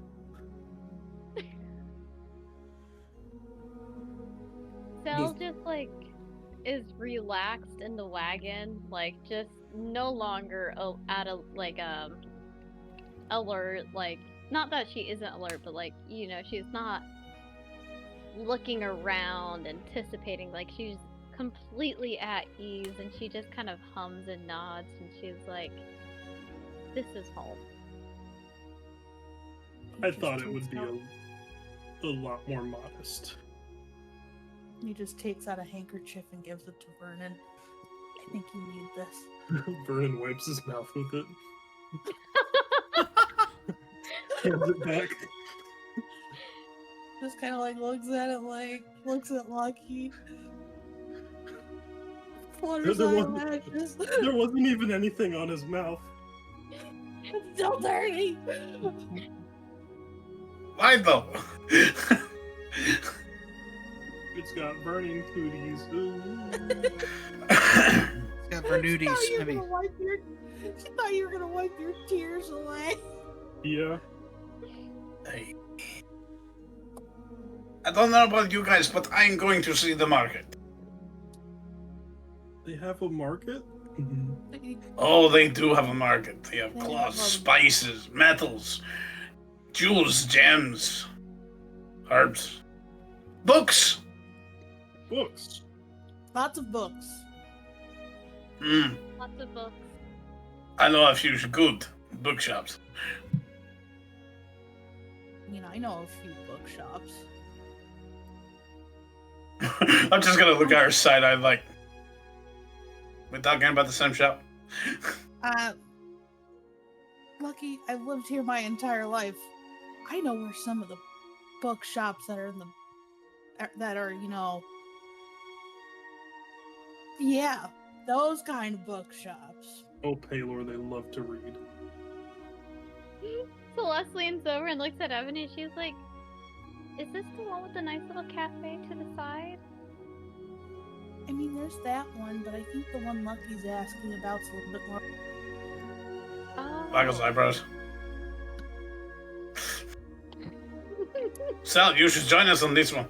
If she knows all the best stores for forbidden lore, then Can I? Wait. Can I insight this? go ahead. Oh, Do I roll a deception for that? Because I'm trying to hide the fact of what I'm saying. Is that an actual deception check? yeah. Okay. I can re-roll insight to make it public, by the way. No. Okay. You read through his shenanigans. Celeste kind of turns her head and she's like, Your numbers I don't think that- are palindromes or opposites of each other. "Oh, lovely." Celeste kind of tilts her head a little bit and she's like, "I don't think I'm interested in that kind of forbidden knowledge." Everyone's interested in forbidden knowledge. Waggles have to be the eyebrows first. aggressively. That's not my cup of tea. No, thank you. Have you tried this tea? He's You just trying not to like laugh super hard. This gets like this very, very dark blue blush all of a sudden when he says that. She was like,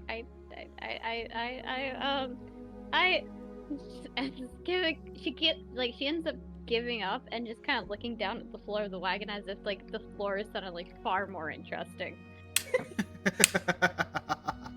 That's what I thought. If I find some, I shall find some tame ones for you. As I start wandering off. Right. What time of year is it right now? We are heading into winter. We're not quite there yet, which is why There's an autumn market. like that's why the apple orchards were so heavy with fruit. They're not The quite ready to flowers. to harvest, but they are getting there. Flowers are still So- alive. So where can I find pumpkin spice lattes? At the cafe that Celeste just mentioned to me, which I do know how to get there. Oh, let's go. I will join you for the cafe. So That It is the connected, I that will is say, connected to a bookstore, just not a dirty one. I will say Yeah. that for depending on how pompous and fine-tuned you want your pumpkin spiced lattes, their starting price is 1 silver. That's kind of steep. Or no, sorry. No, if you were to all get one, for all 5 of you, it would be 1 silver. So. Oh, that's pretty. Oh, done. That's pretty decent. Done. I'll drop that. Vernon wants a warm cup of milk. Warm cup of what? Milk.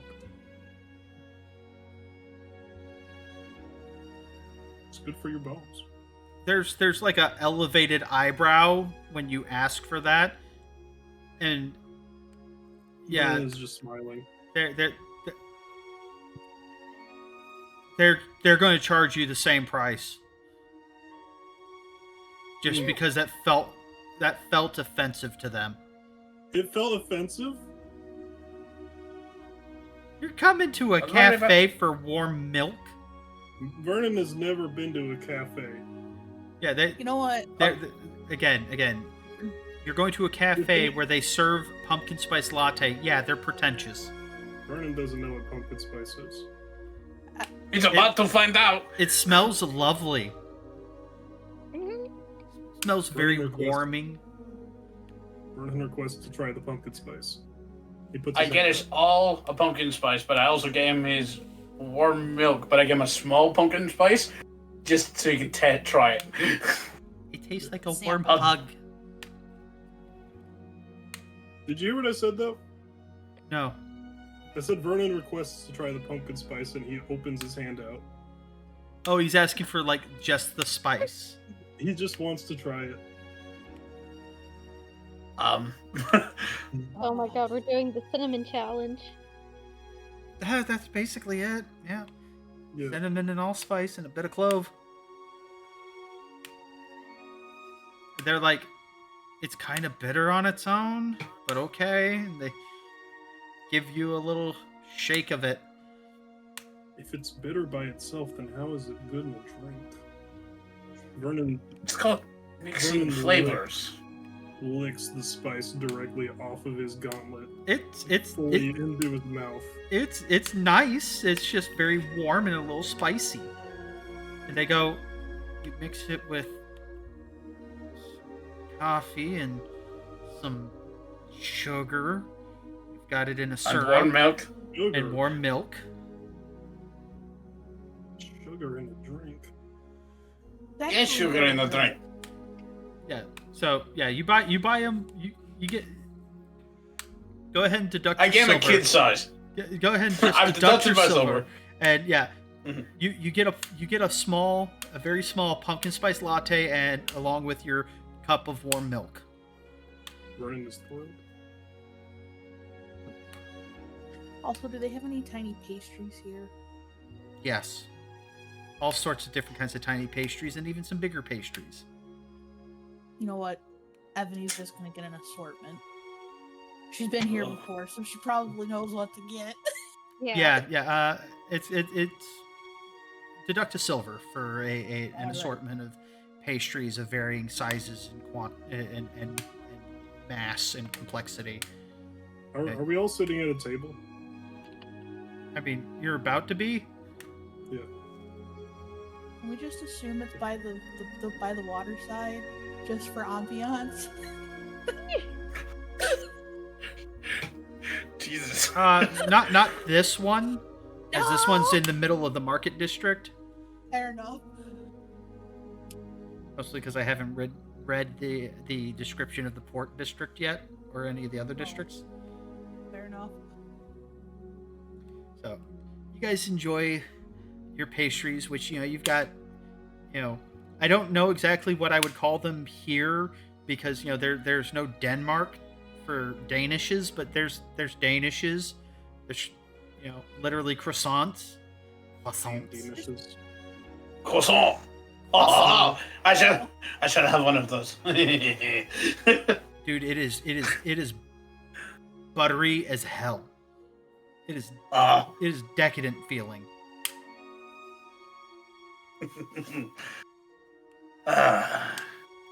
And it's that's like nice. it's so like the pockets of air in it, like it's so puffed up. It's almost like the size of your head, but it's so light and airy and buttery. Yeah, it's got like a nice little shattering sound of crunch on the outside, but it's not hard. It just flakes apart. Is Totar present? Is he here? No, Totar promised he owes a dog a bone. Oh, He went to the butcher. okay. Vernon was gonna check on him real quick. Like, did you try the pumpkin spice? I mean, here's his one. You can go find them. Did you try the spice by itself? Oh shit! We didn't get one for the mutt. Pop cup. You guys gonna get a pop cup? Yes.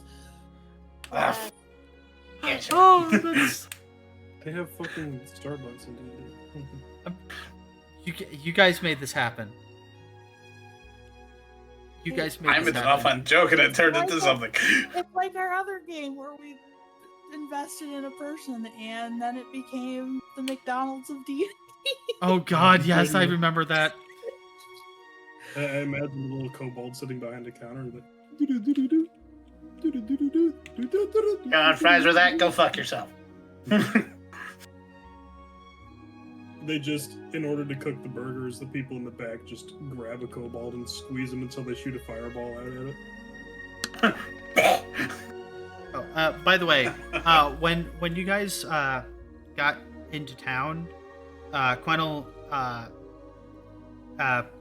left a small little bag on the bench seat of the wagon before bowing, thanking you guys, and fucking off. Hell yeah. When you open it, there is 6 gold pieces in it. Hey, 6 gold is 6 gold. Who finds it first? Wow. Whoever was driving, probably. That would be either Totar or Vernon, because both of us have land vehicle proficiency. That's fair.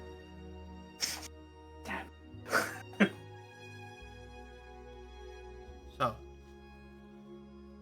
I will let you guys decide how you divvy that up. I mean, there is 1, 2, 3, 4, 5 of us. Plus one for the dog. That's true. So, Wait, what's up? if everyone's okay with it, Vernon would have given everybody 1 gold piece and an extra one to Lucky for the one he gave to those travelers earlier. No. No. Keep it. Make a little group fund. So if we do fuck up and spend it all, we have a backup. Always have backup capital. Who wants to be the coin counter? Not it. The coin counter. Oh no. I mean, we've spent 2 silver so far. I have the party loot and surplus thing still. Yeah. So are you gonna I be? have access to that. Yes, I will be the party. Does anybody want the Party. extra gold piece, or should I just... We will have Evany be in charge of the. If you look down at the player handouts, there is one labeled "Party Loot / Oh. Surplus," and Evany has just put the first gold piece into the party fund. Oh my god, I'm gonna drop- the guy we picked up turned into a tutorial. I'm gonna drop 50 gold into that. It's not a bad idea. We should probably spend what we want here first before we do that. Yeah, let's do that first before we try to figure out what to put in the thing. I'm only after crafting materials. That's all I'm after. I don't think I can waste 350 gold on crafting materials. That's Be Well, surprised. I have plans for what I'm gonna do, and then whatever's left over, y'all can have.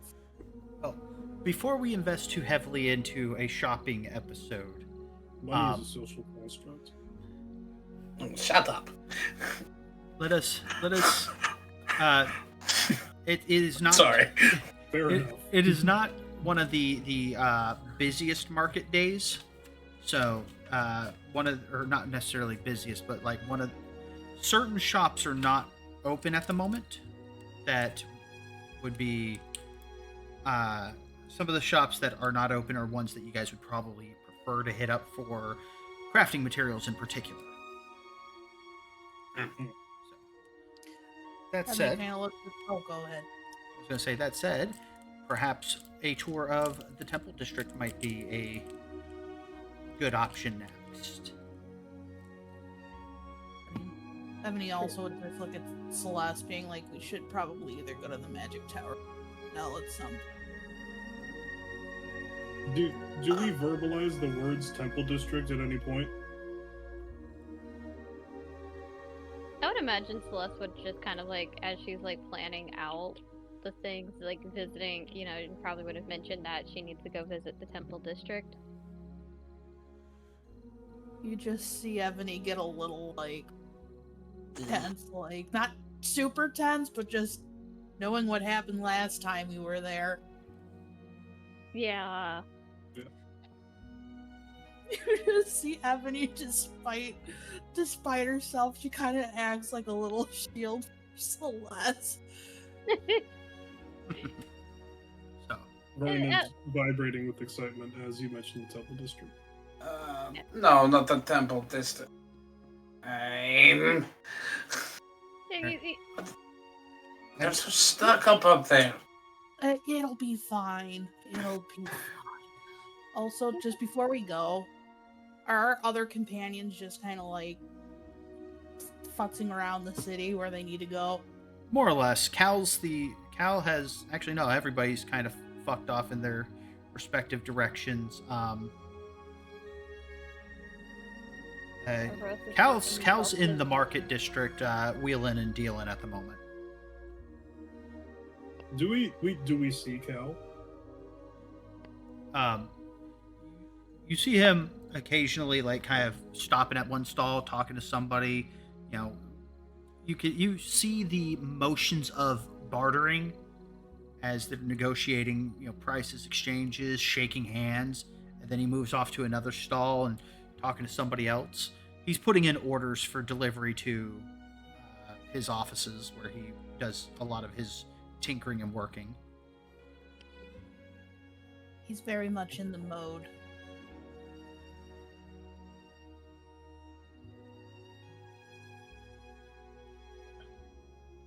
That's a The good. mode of Yeah. business. I mean, I do have a crate of socks to sell. The big thing is I'm hoping to get through the rest of the descriptors before the end of the stream tonight. Fair enough. I can come back to Cal. So, Tour of the sea. All right. yeah, I was basically. gonna say he's probably also like, you know how it's like going back and forth. It's like don't get a person out of their zone. When someone's wheeling and dealing, you don't mess with the flow, man. Don't mess with the flow. So I want to show him the Star Sapphire. you'll get that opportunity, trust me. Yes. So, from the roaring arteries of the market quarter, where voices and coin never cease their flow, the streets turn upward and broaden into a grand rise of marble and stone, the Temple District of Wool. Here the cacophony of trade yields to the reverent murmur of prayer, to the tolling of bells and the whisper of incense drifting on the wind. Wide boulevards lined with carved colonnades converge on plazas ringed with shrines and sanctuaries, each devoted to gods both mighty and obscure. Pilgrims from every corner of the kingdom climb these steps with bowed heads, while philosophers, priests, and paladins debate beneath shaded porticos. Dominating the district is the Temple of the Sea, a sweeping edifice of blue-veined marble whose vaulted dome glitters like a cresting wave beneath the sun. Its pillars are carved in the shapes of leaping dolphins, its steps perpetually washed by trickling channels of salt water drawn from the harbor. Here offerings are made to the deities who command the ocean's tempers and the wind's mercy. Airdrie Fenya, whose feathers stir the breezes that fill the sails. Talos the Storm Lord, feared and revered for his thunderous wrath. And Valkyr, the protector of sailors, whose likeness stands in bronze at the temple's gates, with one hand outstretched to the sea. Sailors kneel here before voyages, whispering prayers into shells cast into fountains, while merchants bring coin and spice as tribute for safe passage. But the gods of sea and storm are only the first among many. To the east rises the radiant Temple of Pelor, its golden dome blazing like a second sun above the city. Sunlight seems always to fall upon the great steps, where the poor gather to receive bread, water, and the blessing of the Dawnfather's clerics. Not far stands the stern and gleaming halls of Heronius, the arch-paladin. Its walls of white stone carved with reliefs of shining warriors. Its courtyards resound with the clash of steel as knights and squires spar beneath the eye of his priests, preparing for wars both holy and just. Set opposite, dark and unyielding, broods the Temple of Bane. Built of black basalt, its spires rising like spears thrust towards the heavens. Crimson banners ripple in the wind, and soldiers march in rigid formation before its gates, their discipline a living testament to the god of conquest and iron rule. Citizens pass quickly by its shadow, for its priests preach power through domination, yet few in the kingdom deny that their order holds great sway in the councils of war. Between these grand temples cluster shrines to 100 other deities, some mighty, some little known, each flame-fed by the devotion of those who follow them. Small sanctuaries honor hearth gods, forest spirits, and patrons of trade. Narrow lanes echo with the chants of monks, the singing of hymns, the chiming of bells. Incense drifts on the air like a woven tapestry, frankincense, cedar, sweetgrass, and myrrh. At dusk, the light of 1,000 candles spill from doors and windows, bathing the district in a glow that seems half divine. Here in the Temple District, the faith of the world converges as surely as its markets do. To walk its avenues is to hear a chorus of belief rising to the heavens. Prayers for safe voyages, for bountiful harvests, for victory, for mercy, for justice. In Worldport, even the gods have made their home.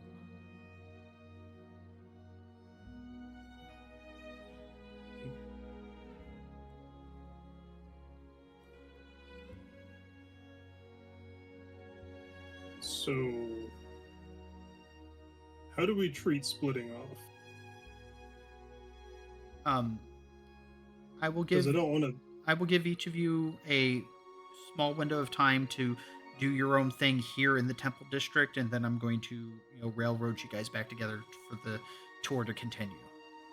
Because the most of the stuff that I want to do in the Temple District can be done in between sessions in a way, Yeah, that's fair. and it would take up more time if I made that try and happen now. I mean, if you want, we can. I mean, I remember you saying that you wanted to, see if you could use your lay on hands to help, cleanse diseases. Yeah. So, double check your sheet. I mean, they could just come back here later and pick Vernon up like he went to school. I would. That's basically what he's doing.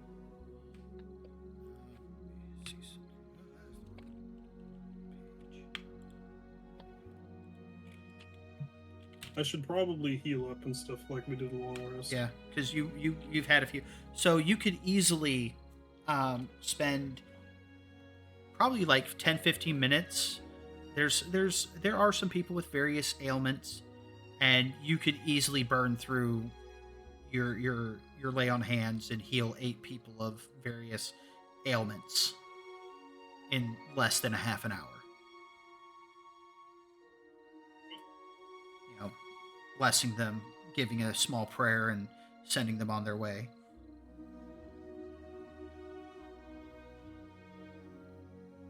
I would be down to do that real quick. All right. And is there anything in particular that the rest of you would like to do that would take a half an hour or less?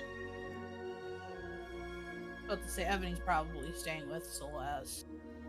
Yeah, I would imagine, since it's been a moment, like the first time in a long time, Celeste has not communed with Argerine, that she would like to spend some time communing, but the things I pointed, or the things I listed, could probably, like, so we don't distract from the roleplay of tonight, is something we can discuss later. Yeah. But Celeste would definitely be dedicating a little bit of time to communing. Yeah, so probably Well, if we have a quick prayer check-in type thing. Like, Yeah. hey Yeah, God, I just wanted to do I something. haven't forgotten about you. Yeah. I'll Yeah, take my powers back. I do want to ask a question. Ask away. Mhm. Of all the gods that are here, is there any gods for lost children?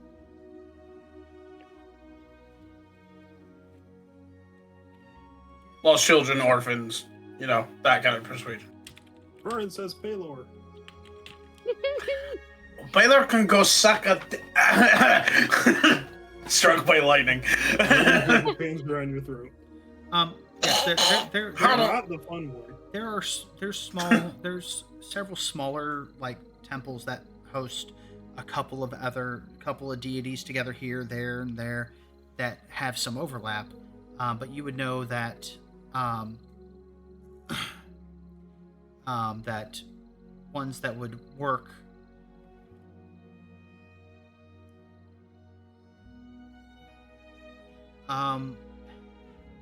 I know the one that you would probably want to pray to. Given Okay. your personal background, Mask.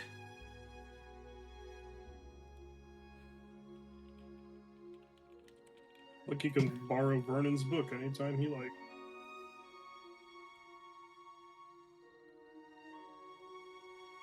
The That's one easy. of greater and lesser deities.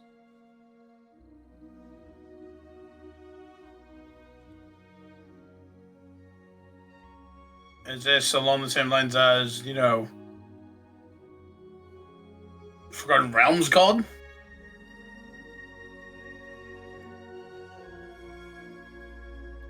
Kind of, because orphan children are somewhat under Mask's portfolio.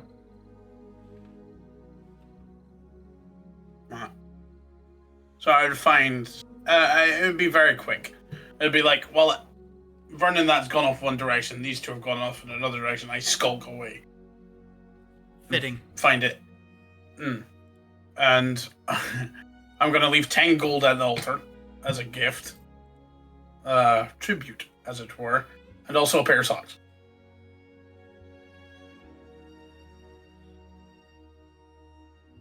Because you never know, even gods need socks. As you put you leave it as tribute. Do you offer a prayer? He's not very good at it, so it's probably like a very mediocre prayer, but it's there. Like lowering your head and everything? Yes, but it would be awkward.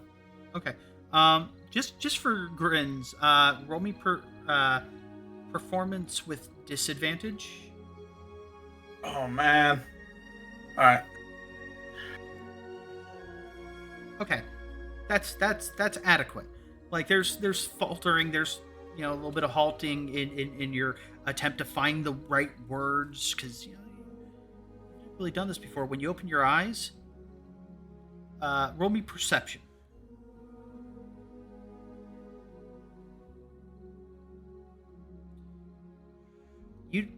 You are reasonably confident that you didn't hear anybody approach. You can hear traffic down the corridor from you. Nobody was down here with you. There's no way that anybody could have easily slipped past you. The gold is gone, as are the socks. There's that awkward moment of I'm out. He looks away, like he didn't expect that to happen. And he's just like, nope. That moment you realize that gods may exist. Oh no. He's finding faith. I got his attention. Oh fuck. I mean, it's pretty clear they exist to some extent. due to the existence of paladins and clerics. True, but that could be like any other source of magic. I mean, yeah. That's why I said to some extent. Like, But- there's no proof of like pure benevolence that your character may have witnessed. So I just imagine there's a god with a pair of socks and going, I like these. These are good socks. Wow. They're a little small. But no.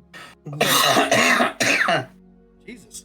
So, as you guys are reconvening, I would like for all of you to roll me perceptions. Perceptions. Perception. Perception. And that includes, yes. Thank you, a fresh one from you. God. Abby. God, Damn. can I roll above a 10, please? Vern is No. staring directly at the wall. I was gonna say I'm looking at the floor apparently. Okay, that could have been worse. Totar. Yep, I'd be the only one.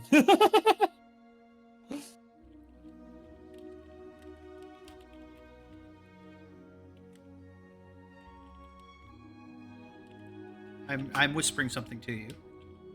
Okay, I was like, did I go deaf? No. Am I losing everything? Totar. Death.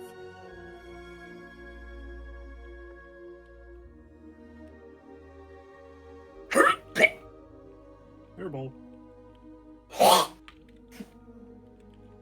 Damn it, Lucky, we're gonna have to change your formula again. Oh my God. Especially you have to fucking deworm him.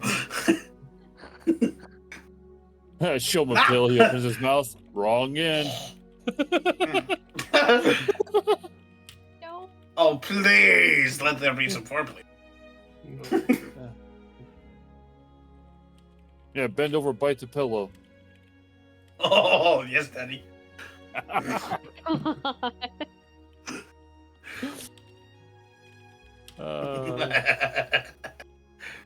We just went from a G-rated D&D to. This has never been G-rated. This has never been G-rated. Hey, I have said yeah. fuck at least 5 times every stream. He said Yeah. Isn't that G-rated? That's what I tell Like my kids all the T14. time. No. I look at my kids Listen, sometimes and I'm like, listen. what the fuck are you doing? But listen. T rating is effectively equivalent to PG-13, which means you only get one fuck. fuck. Oh man. Wait, do That's we no get them fun. individually? Huh? I think I would explode if I could say No, fuck once a day. No. Legitimately, a PG-13 Same. movie only allows you to say fuck once, which is why I think the funniest thing ever would be to have a Deadpool in a PG-13 movie know that he's only got one fuck to throw around, and he's saving it He's for only the got right one fuck. moment. He's just waiting for the right moment, and then Wolverine goes, "What the fuck?" And then the rest of it is Deadpool having a meltdown in the background, bashing his head into a car, so that the alarm goes off every time that he's swearing. So it's just editing it out. Oh my god. Didn't that Yeah, they happen have- in one of his movies? No. Iris Man. Where someone, I could have sworn someone took it the F word and he got upset about it. It might have been in one of the cartoons, but I don't know about that. Okay. But I want that to be a thing in the MCU. Yeah. He only had one fight to give and it got stolen from him. And the only person that would ever steal it would be Wolverine. Yeah, that is Yeah. fucking true. That is completely true. Yes. Sorry, I got so sidetracked with that I stopped typing what I was trying to type out to Hammer. Huge fucking It's nerds okay. in my D&D stream? More likely than you thought.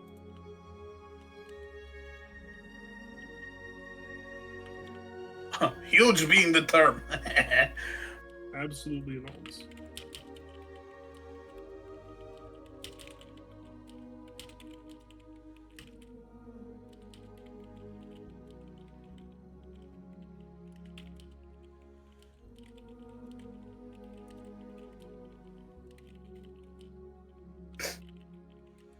Don't worry, Sal. Ebony's looking out for Big Titty Man.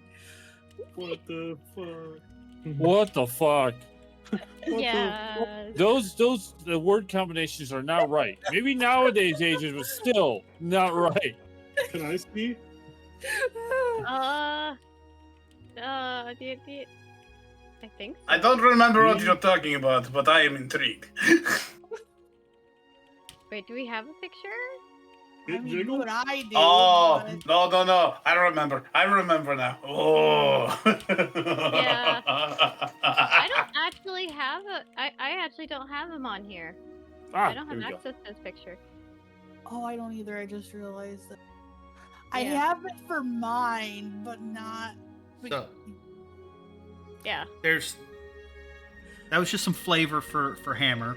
If anybody else had rolled above a 16, if a couple more of you guys had rolled above a 16, I would have given the information to you guys as well.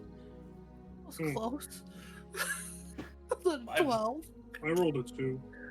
I got the 14. Hammer I got got a dirty 6. 20. Yeah. The son of a whore. So, Possible. that said, guys, the next going to continue the tour from the hallowed quiet of the Temple District.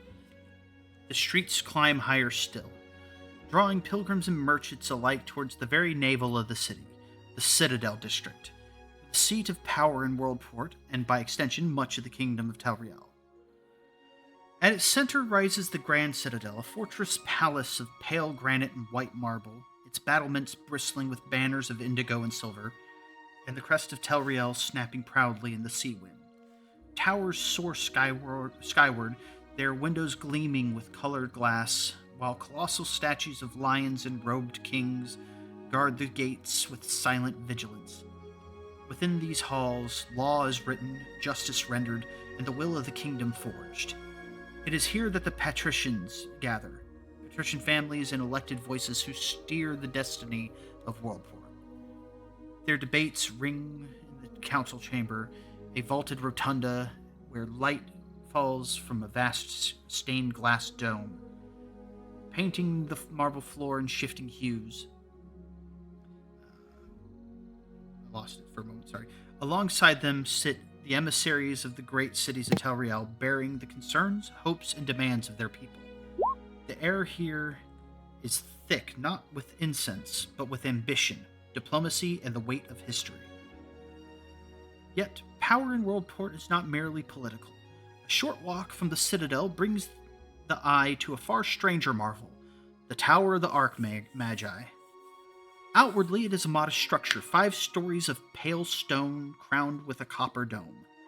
Far humbler than the Citadel's soaring grandeur. But those who enter find themselves stepping into an impossibility, for the tower unfolds endlessly within. A labyrinth of libraries, laboratories, and halls of power that defy mortal geometry. Through the mastery of the weave, the Archmagi's sanctum stretches like a world unto itself, a place where the fabric of reality is studied, unraveled, and rewoven. The tower hums with energy, its wards etched in runes that glow faintly at dusk, visible even from the cobbled streets below. Apprentices hurry in and out, their robes scorched from some failed experiment or stitched with sigils denoting their progress, while the city folk watch with wary awe. Around these twin pillars of governance and arcana hums the lifeblood of Worldport's crafting guilds. Their halls are as proud as temples, each with its own crest and banners fluttering above the doors. Smithies hammer day and night, sparks showering into the streets as masters and apprentices forge blades, armor, and works of art alike.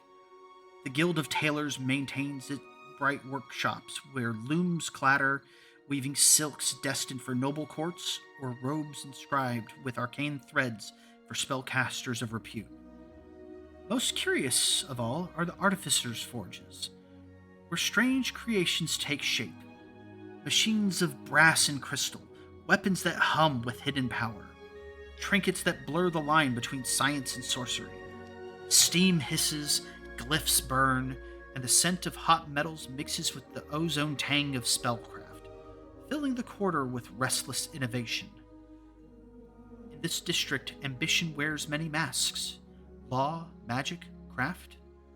The Citadel speaks with the authority of kings, the Archmagi whispers with the knowledge of eternity, the guilds hammer out the future with fire and wit. And so the heart of Worldport beats, 1 part crown, 1 part spellbook, one part forge. To stand here is to feel the very engine of a kingdom, driving ever forward into an age of power and wonder.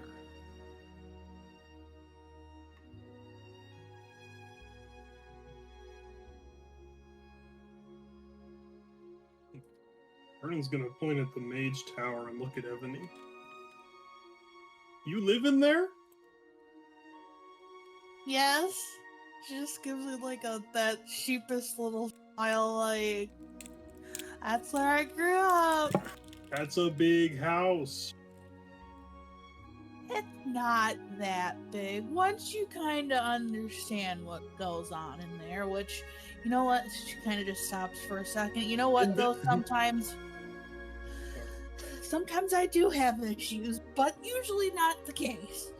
If it requires understanding, then the house is even bigger. Cal just kind of appears and leans over to Vernon and goes, "It's even bigger on the inside." Vernon, like, audibly fucking screeches and, like, is bounced out of his seat. Oh, we're on foot at this point.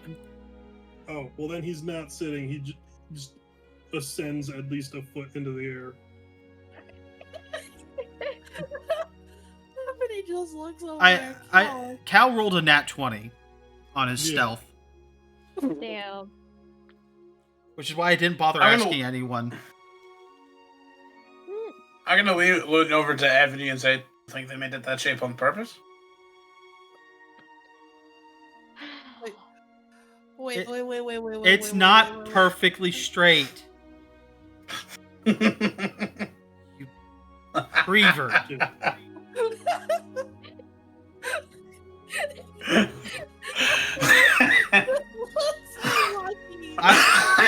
That's it. I'm working on a naughty table. I swear to God. I swear to Christ. I just asked a question. Sure. You're the one with the dirty mind, God. There's an intense lack of belief in my face right now. I don't believe you. You don't have to believe me. I just asked a simple question. Sure. Yeah. Can you repeat the question before I just started laughing? Apparently, God says no. So. He asked if it was built that way on purpose, or built that shape on purpose. Abby takes a deep breath. She just kind of shrugs. It's looked like that ever since I was here. She's like, I'm not gonna stay inside. No, I just meant as in most wizard towers are like wonky, are they not? Yeah, well, I You got a mean, little curve to him. You know, the little, palisades, windows, creepy functions, bats coming out of it, or am I thinking vampires? well, it is in the middle of a city, so I think they wanted the architecture to somewhat match the rest of it. Looks at the tower, looks at the rest of the architecture. Do they match at all? They're made of some type of stone each. Not the same type. You're saying these match? No. No, I saw what that was getting set up for. No.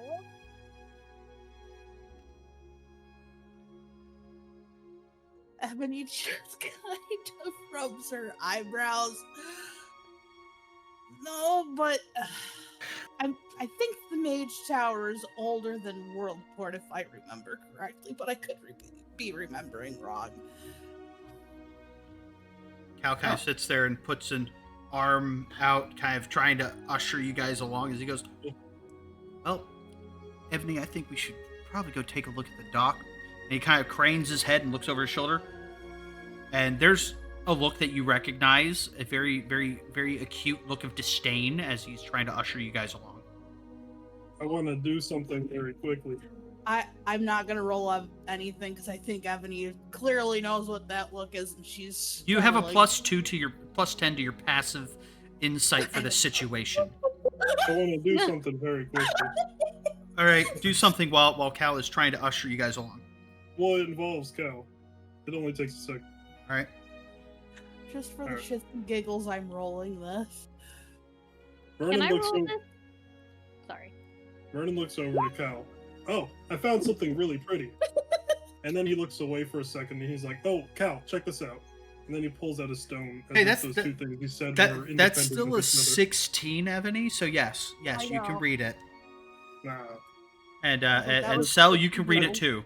I think the joke went over. No, sorry. Try one more time. I apologize. It's okay.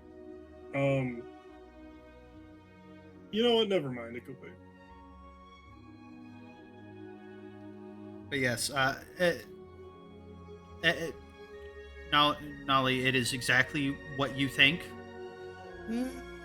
and I'm pretty sure that Cell is able to put 2 and 2 together as well. Or do you need me to whisper you what it is? No, I know what it is. Okay. You don't understand Well, shit, okay. Lucky. Ah! I was about to say you would have disadvantage on this.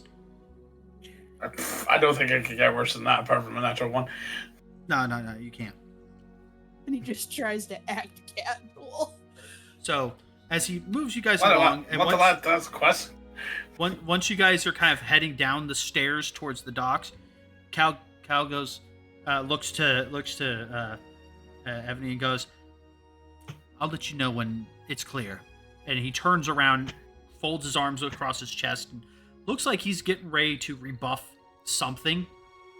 Should that something happen in this direction, but he does not follow you guys down towards the docks. And with Yeah, that, at some point, go ahead. she's gonna be walking faster, and you will all walking like fast. She goes screw. So, and at last, all roads and rivers seem to bend toward it. The mighty port of Worldport, the city's namesake and lifeblood.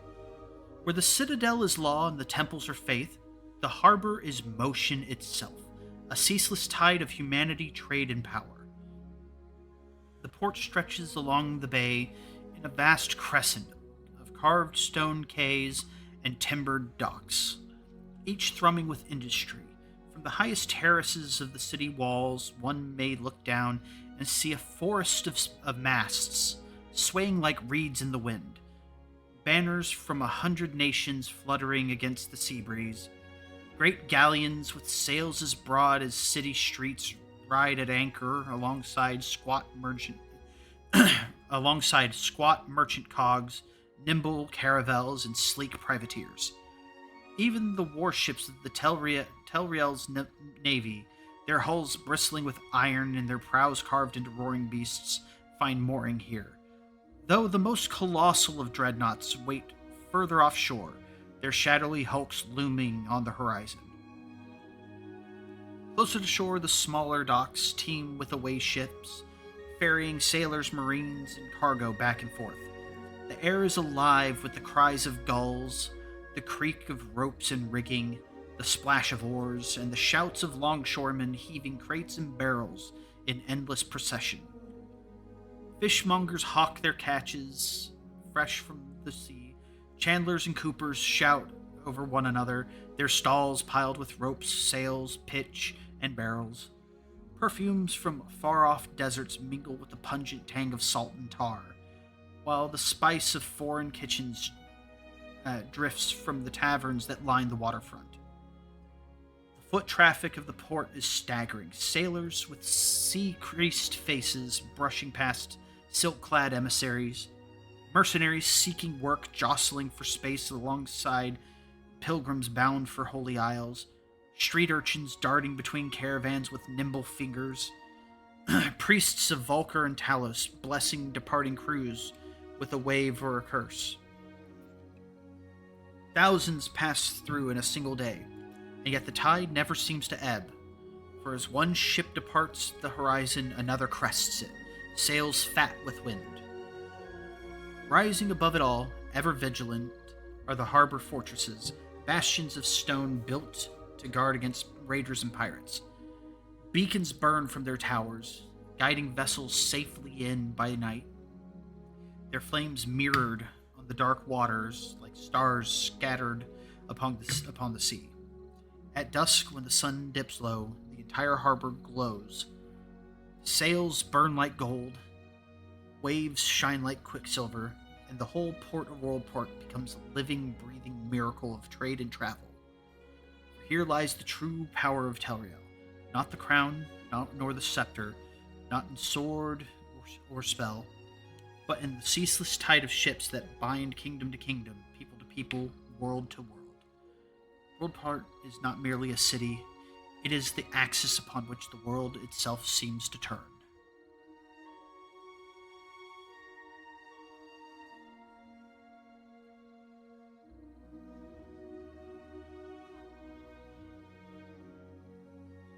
And as you are looking out at the sea of faces, people, moving back and forth, there's any and every race imaginable walking through here.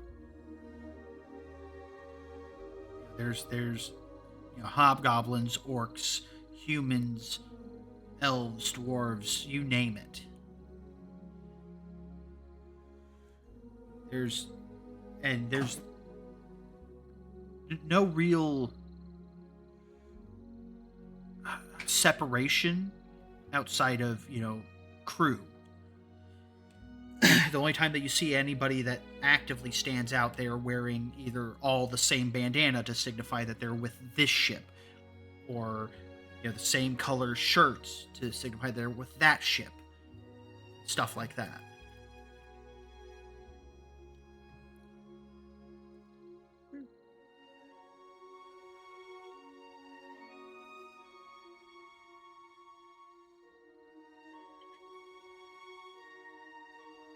As you guys take your time taking in the sights of the port, seeing how they're arrayed, the larger ships more over here, and then they've got medium-sized ships, and then over there's for the ferries and the longboats from the dreadnoughts to pull up over there.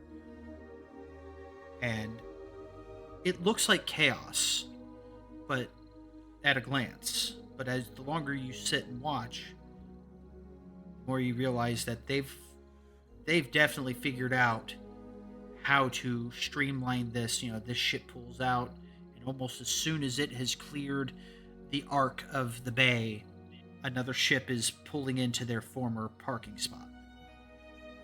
And other than the dreadnoughts, very seldomly does a ship remain anchored out at sea waiting for a spot to open for more than maybe an hour tops.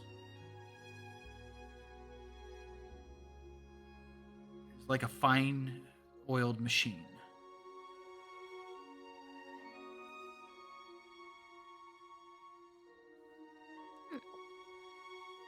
I would like at this time for everybody to roll perceptions. Boy. Go again. Instant. What?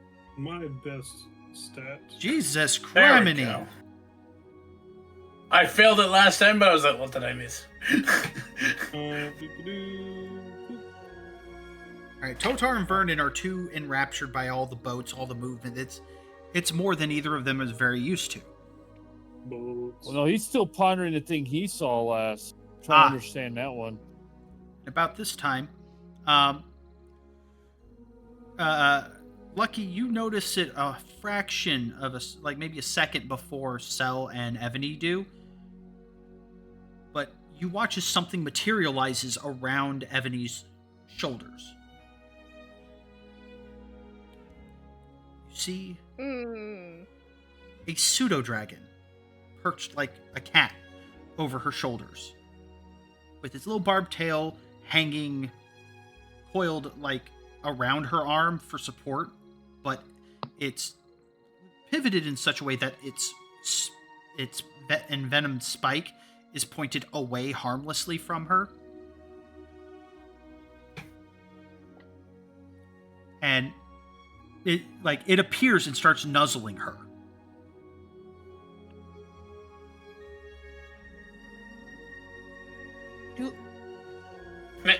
Do I recognize this? Oh, you know full well whose familiar Okay. that is. Okay. Where? What the fuck?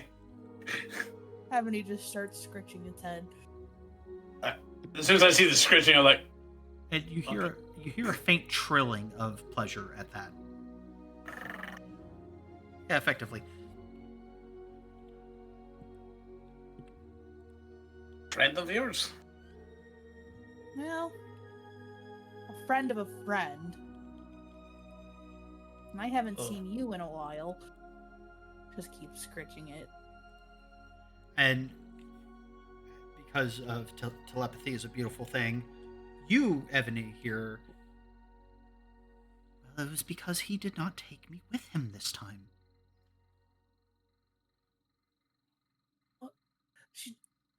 You know what? She'll probably answer back verbally.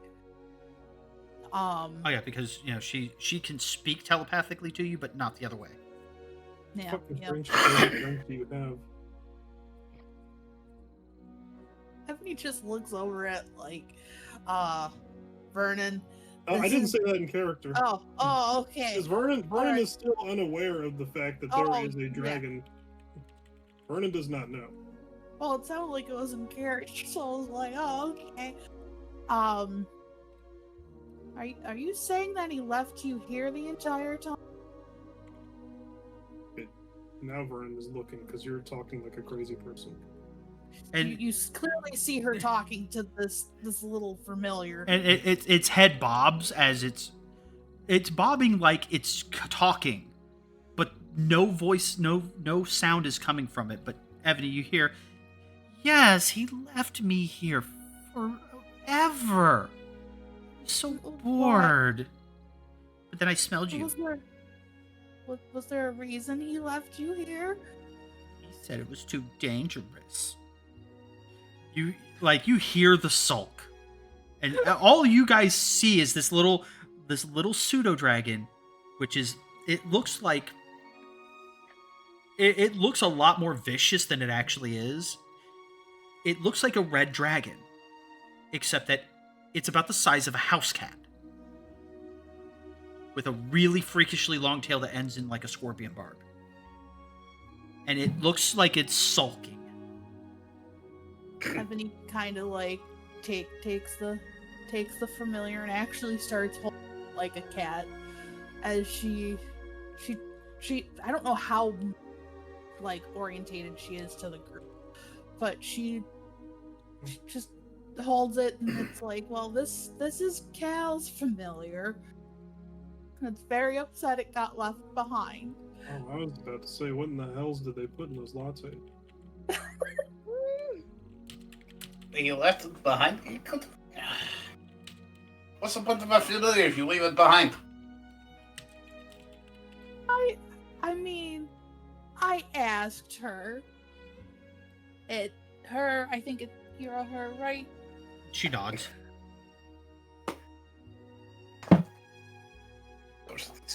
Apparently, she told me it was too dangerous. That's what the excuse was. Is this this thing a spirit or is it corporeal? It This is an out of character very, question. very tangible, as she's holding Very this tangible. this little tiny dragon. Okay, it's not Now- a spirit. And like people are that are walking by kind of are like staring like, what the fuck? Like very common people, like not adventurers in the slightest, and not mages. Ebony just looks like this is totally normal for her. And it is audibly purring while she's petting her. I thought it was something dangerous for a moment. Did you say that out loud? Yeah. You hear in your head, I can be dangerous. And you see her kind of like, you could tell that it's a feint, but she kind of flicks the tip of her tail in your direction. It's not fair. It's not what I meant, little one, and I'm pretty sure you knew that. Oh, I should probably introduce her by her name. She gives a little bow. If I also tell me if I am mispronouncing this little one, it should be Sarah, right? She nods. Or you can Sarah call her what? Sarah. You can call her Sarah for short.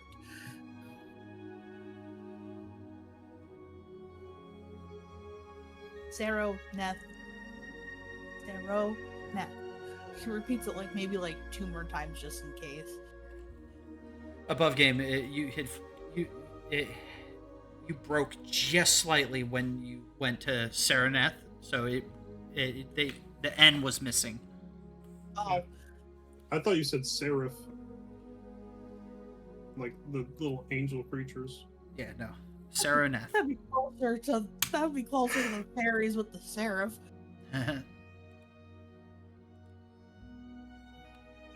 So Are Kel any of has the a fairies- baby dragon pet. Sorry. Are any of the fairies here? Sorry. She doesn't have them out right now. Just above game, Vernon wants to talk to the fairies out of curiosity. And at this point, the dragon kind of perks her head up, arcs her neck, and looks past Ebony's shoulder up towards the rest of the town. You see her head kind of tilting one way, tilting the other, tilting back again. And then she looks at you, Ebony, and you hear, he says that it's clear the cretin has left. Cretin? You didn't hear that. The Ebony's the only one that heard it. Oh, sorry. You just see the visible look of disgust on her face. Oh, thank God. So does that mean we can go back to the Mage's Tower without... There's a Or nod. at least that... Okay. We're going to the Mage's Tower. Oh, don't worry. Well, also don't worry, we'll get in pretty easily. She just kind of gives a thumbs up. I'm not worried. I'm excited. Unless you guys have stuff that you still want. It- Otherwise, Day you can probably go is over. growing long. Oh, okay. To be fair, I don't think we're planning to leave anytime soon. We can take a day or two. That's fair enough.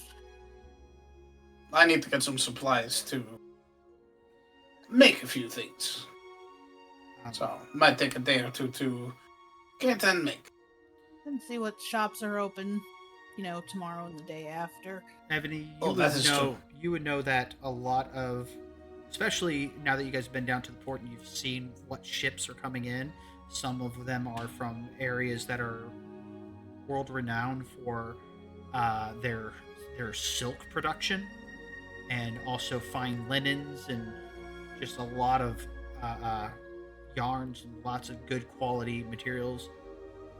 You know that tomorrow the shops for those are going to be open, along with a lot of the metallurgy shops and so on and so forth. You guys will be able to get a lot of materials that you guys may be looking for whatever projects tomorrow.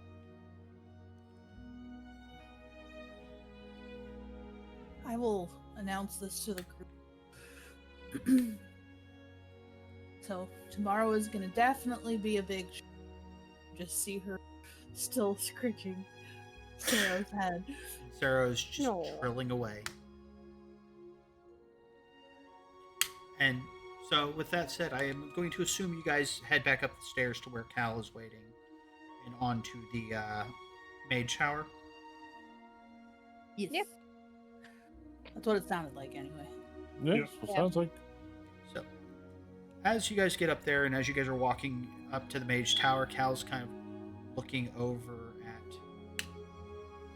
at Ebony and Sarah, and he kind of gives a quiet scoff and he goes, "She has always liked you more than me."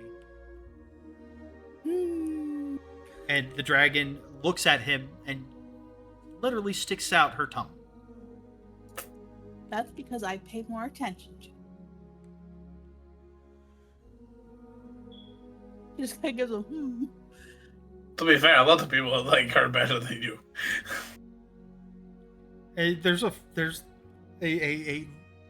look of dejection and defeat as he kind of slumps slightly and walks up to the door of the mage tower to open it for you guys to go in. Oh, don't pout. I'm gonna. Ah, At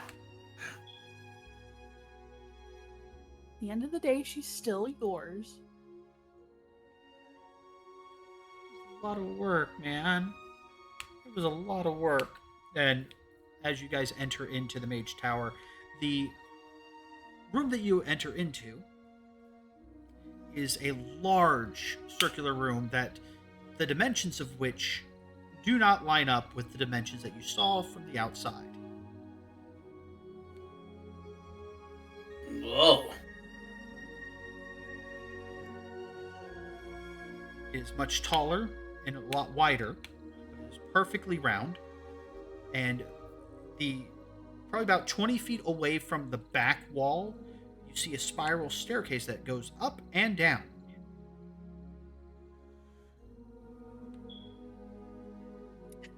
Ebony is completely unfazed. Are we still near the entrance? Yes. Vernon is going to step outside, look at the building, step inside, step back outside, step inside. Witchcraft.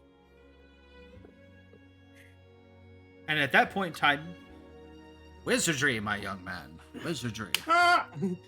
As you see a little old man come down the stairs. Let me find him. I will post him You know- here. I was like, I know he's on my sheet. I was gonna say I have And him. you see this little old man come down with a little bird on his shoulder. That's very mirthful. And Dweeb. he comes Dweeb. he comes down. The bird. That's the noise the bird makes. Dweeb. He comes down and I am Oladris. I am not Ebony's biological father, obviously, as he gestures to himself, but I am the one who raised her. And with that said, that name drop, I would like for Vernon and Lucky each to roll me a history check. And Vernon, or Totar, you may try too if you wish, but you'll be doing it at disadvantage considering you've never done much citying. History? Nah. You said history? Yes. I am not a city of folk. Wilderness, yes. City, not so much. Okay. Yeah, his name means nothing to you guys. Somebody's smoke alarm keeps going. Now we hear it. Mhm. I was gonna say something, but we're on stream. I'm sorry. Just wanted to make it aware. At least we found out what the beeping is. It's a smoke detector. Like, I hear Yeah, it, but I don't think it's mine. My smoke I've detector got a goes green off light every time on. I shower. It could be any one of them around the house. Yeah, it could just be one of the batteries is getting low. Could be a group hallucination. I mean, we all had a dream about a dragon that ate us. That's true. Yeah. Not too far off. What? Oh no, we That didn't say the dream dragon was- ate us though. That Well, dream was awesome. you never know. You can make implications that, burned on fire, got eaten. I'm pretty sure I'm Same gonna eat the difference. dragon. You're gonna eat the dragon. Correct. I think you have to roll for that. We're Yes. gonna fillet the dragon. And be That's careful, good. he might be a top. Whoa.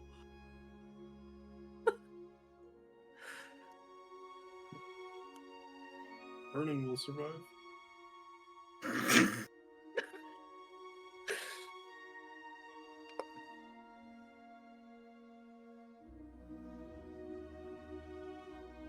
And then we just have his tombstone. He fucked the dragon and the dragon won. I mean, I got the charisma score, so. He fucked around and found out. If you have a high charisma score and you're not trying to get in bed with. Me and Dragon might be turned on more at that point. I'll try this. Oh no. My character's magic is crazy enough as it is without adding dragon blood to the mix.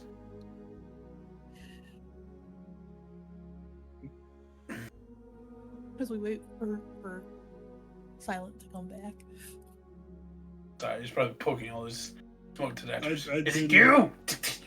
I just wanted him to know. I didn't want to figure that out. Just wanted him to know he wasn't crazy. I just find it funny. He's probably stomping around his house, just like, which one is it? Like, it's fine. Come back! Get No, I back found here. which one it was. He did it. He beat it. There's into another one some- that's on the floor smoking. No, I found the battery to replace it. So, we were approaching completion, and I'm very frustrated that thing's been going this whole time. And I kept looking at. I didn't realize that I had that one over there in that hallway. I mean, I didn't hear it till this very last instance. Yeah, I was gonna say I've really only heard it like the last 10 minutes or so. Like maybe I've been twice. hearing it. He mentioned it, and all of a sudden I started hearing it. I just kind of sat here quietly. No one else was complaining. I was just gonna let it go. Yeah, same. I mean, I did bring it up. It's only really noticeable for you guys if I happen to be talking when it goes off. Gotcha, because noise canceling. Fair enough. That makes sense. So that's very, very annoying, very frustrating for me. 'Cause that means it's gonna be I mean, it's alright. all through the fucking stream. Ugh. None of us noticed it till now. No, Ben knows it to the last little bit, so you're fine. Yeah. Anyways, Chances are it hasn't even been picked up till then. anyways, so yes, he introduces himself as Oladrus. When there's not much reaction from three of you who don't know him, he goes, I am the Archmage of the city and master of this tower.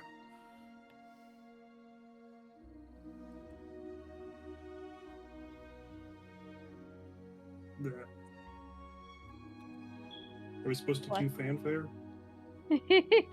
Oh, That's not even. That's not an in character question. Uh, Because Vernon is currently enamored. Yeah, no, he dropped that in hopes that there would be some visible reaction to his title, and also the understanding that he could level half the city if he really was so inclined. I mean, Vernon is still enamored. I literally said wizard under my breath. I don't know if it picked it up.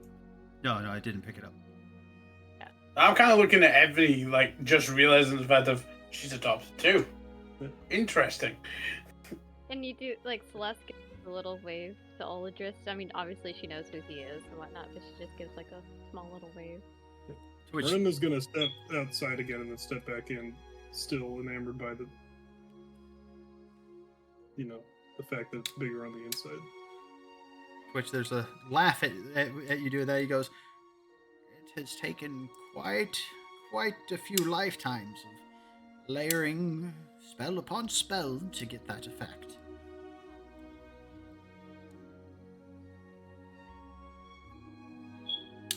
So And it's it like is an most optical impressive. illusion?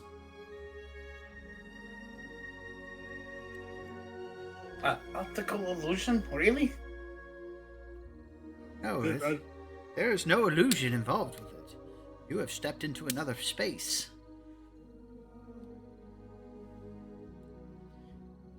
Did you not feel your stomach do a small flip when you walked through the door?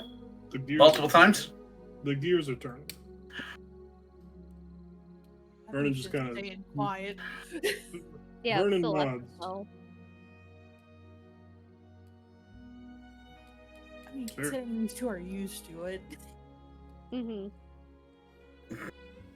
I'm used to magic going fucking haywire, so. Big place. And no doubt it is bigger than it seems. Oh, As big as it seems now. you see, as he looks at Ebony, I don't even allow her full access to the depths of this tower, for I fear I may never see her again.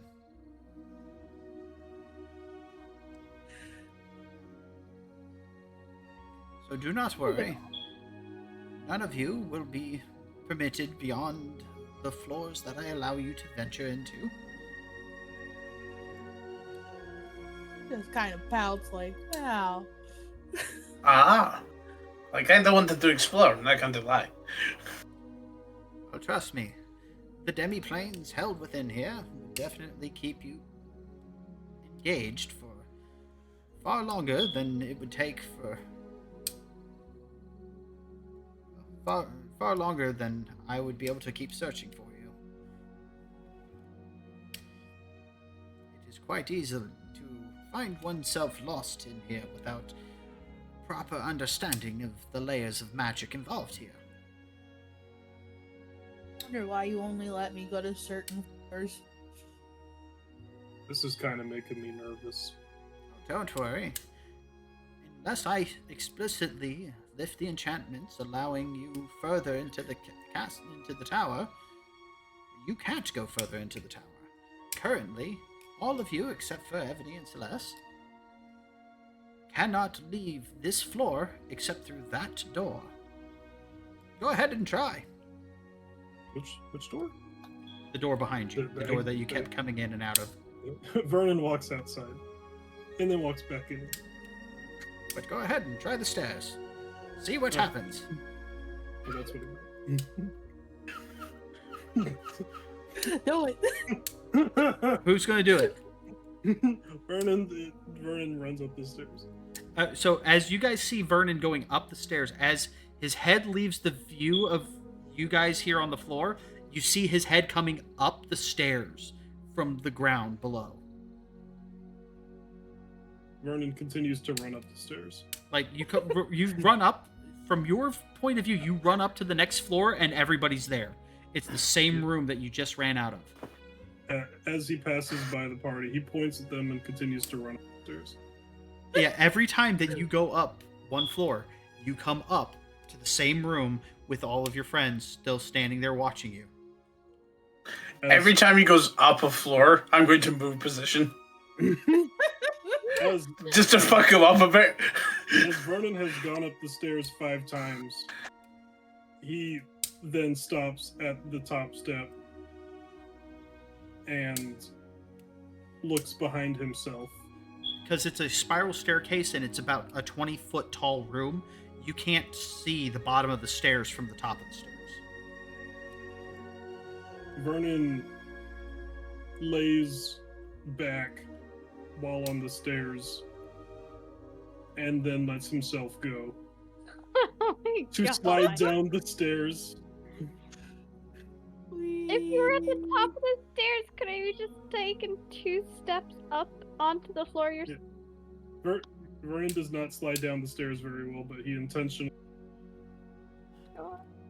kind of slinky worms his way till he's at the top of the staircase again, looking down at the party.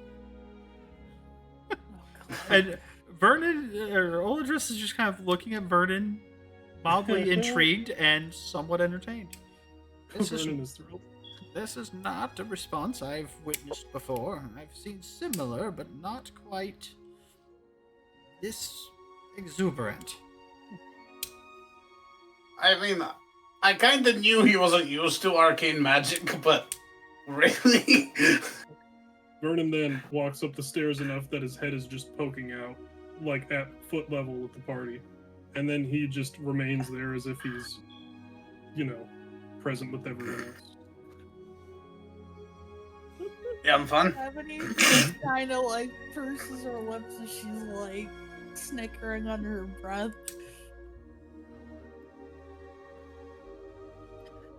Oladris kind of looks to the party and he goes, well, on this note, I have made arrangements for your friends to stay.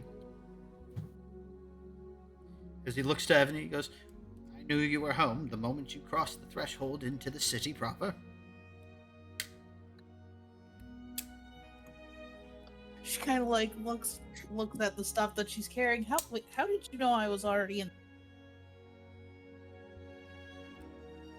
He just smiles. He's got a Just tracker. squints. And he sits there and he pulls out a bag and he flips a couple of coins into it. And you feel the bag at your head kind of get heavy. Right, she pulls out her bag. It's a couple of silver coins.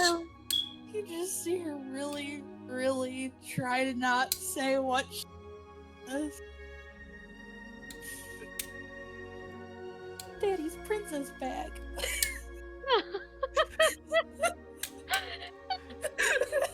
It was said as a joke, and Nolly ran with it. Look, she called this it when she was little.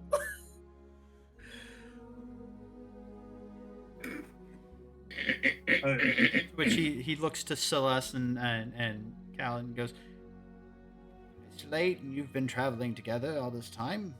You guys are welcome to stay here as well, unless you wish to return to your own abodes." Celeste sighs and she was like, I miss my bed.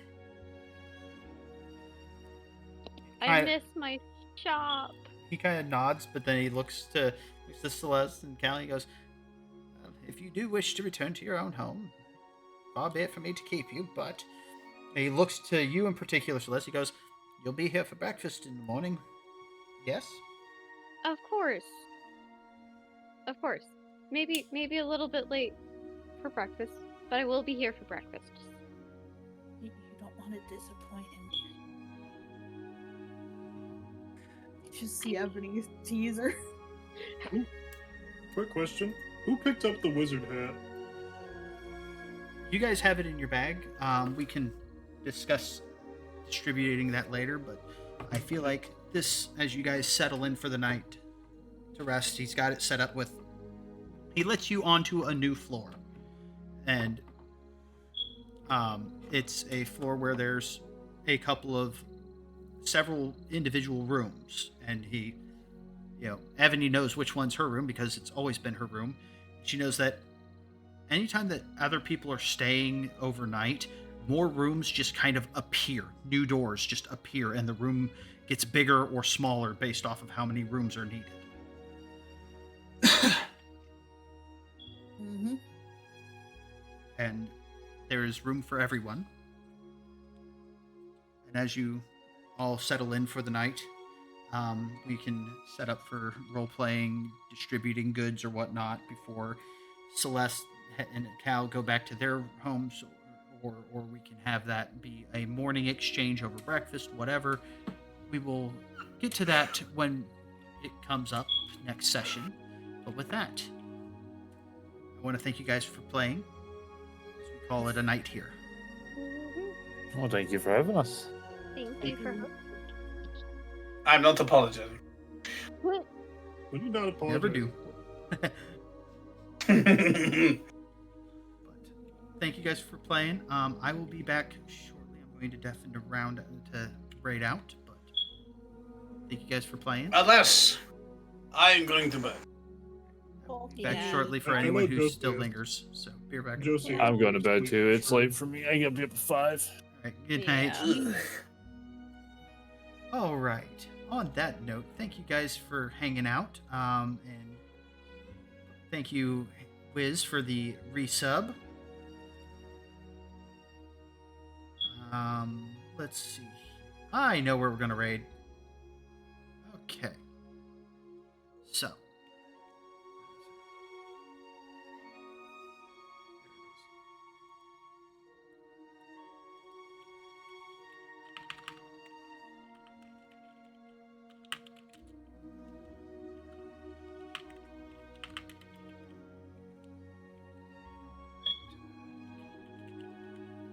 Gonna raid my buddy Varus. I haven't popped in there in a hot minute.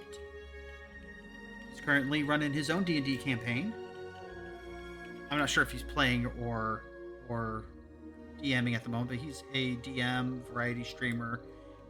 Great guy, sweet guy. Thank you guys for hanging out. Thank you to my lovely players for playing with me. And just, it has just been a great night. Lots of fun narrative shares, and I'm looking forward to where the story goes from here, as my players are going to have open venue to do whatever they want. The sandbox is open, and it is theirs to explore. Thank you guys for hanging out.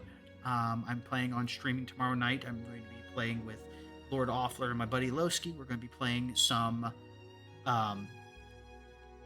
Last Epoch. Got new content, so yeah, it's going to be our Tuesday thing for a little while. So thank you guys for hanging out. Stay safe. Choose kindness. Until next time, stay weird, my friends.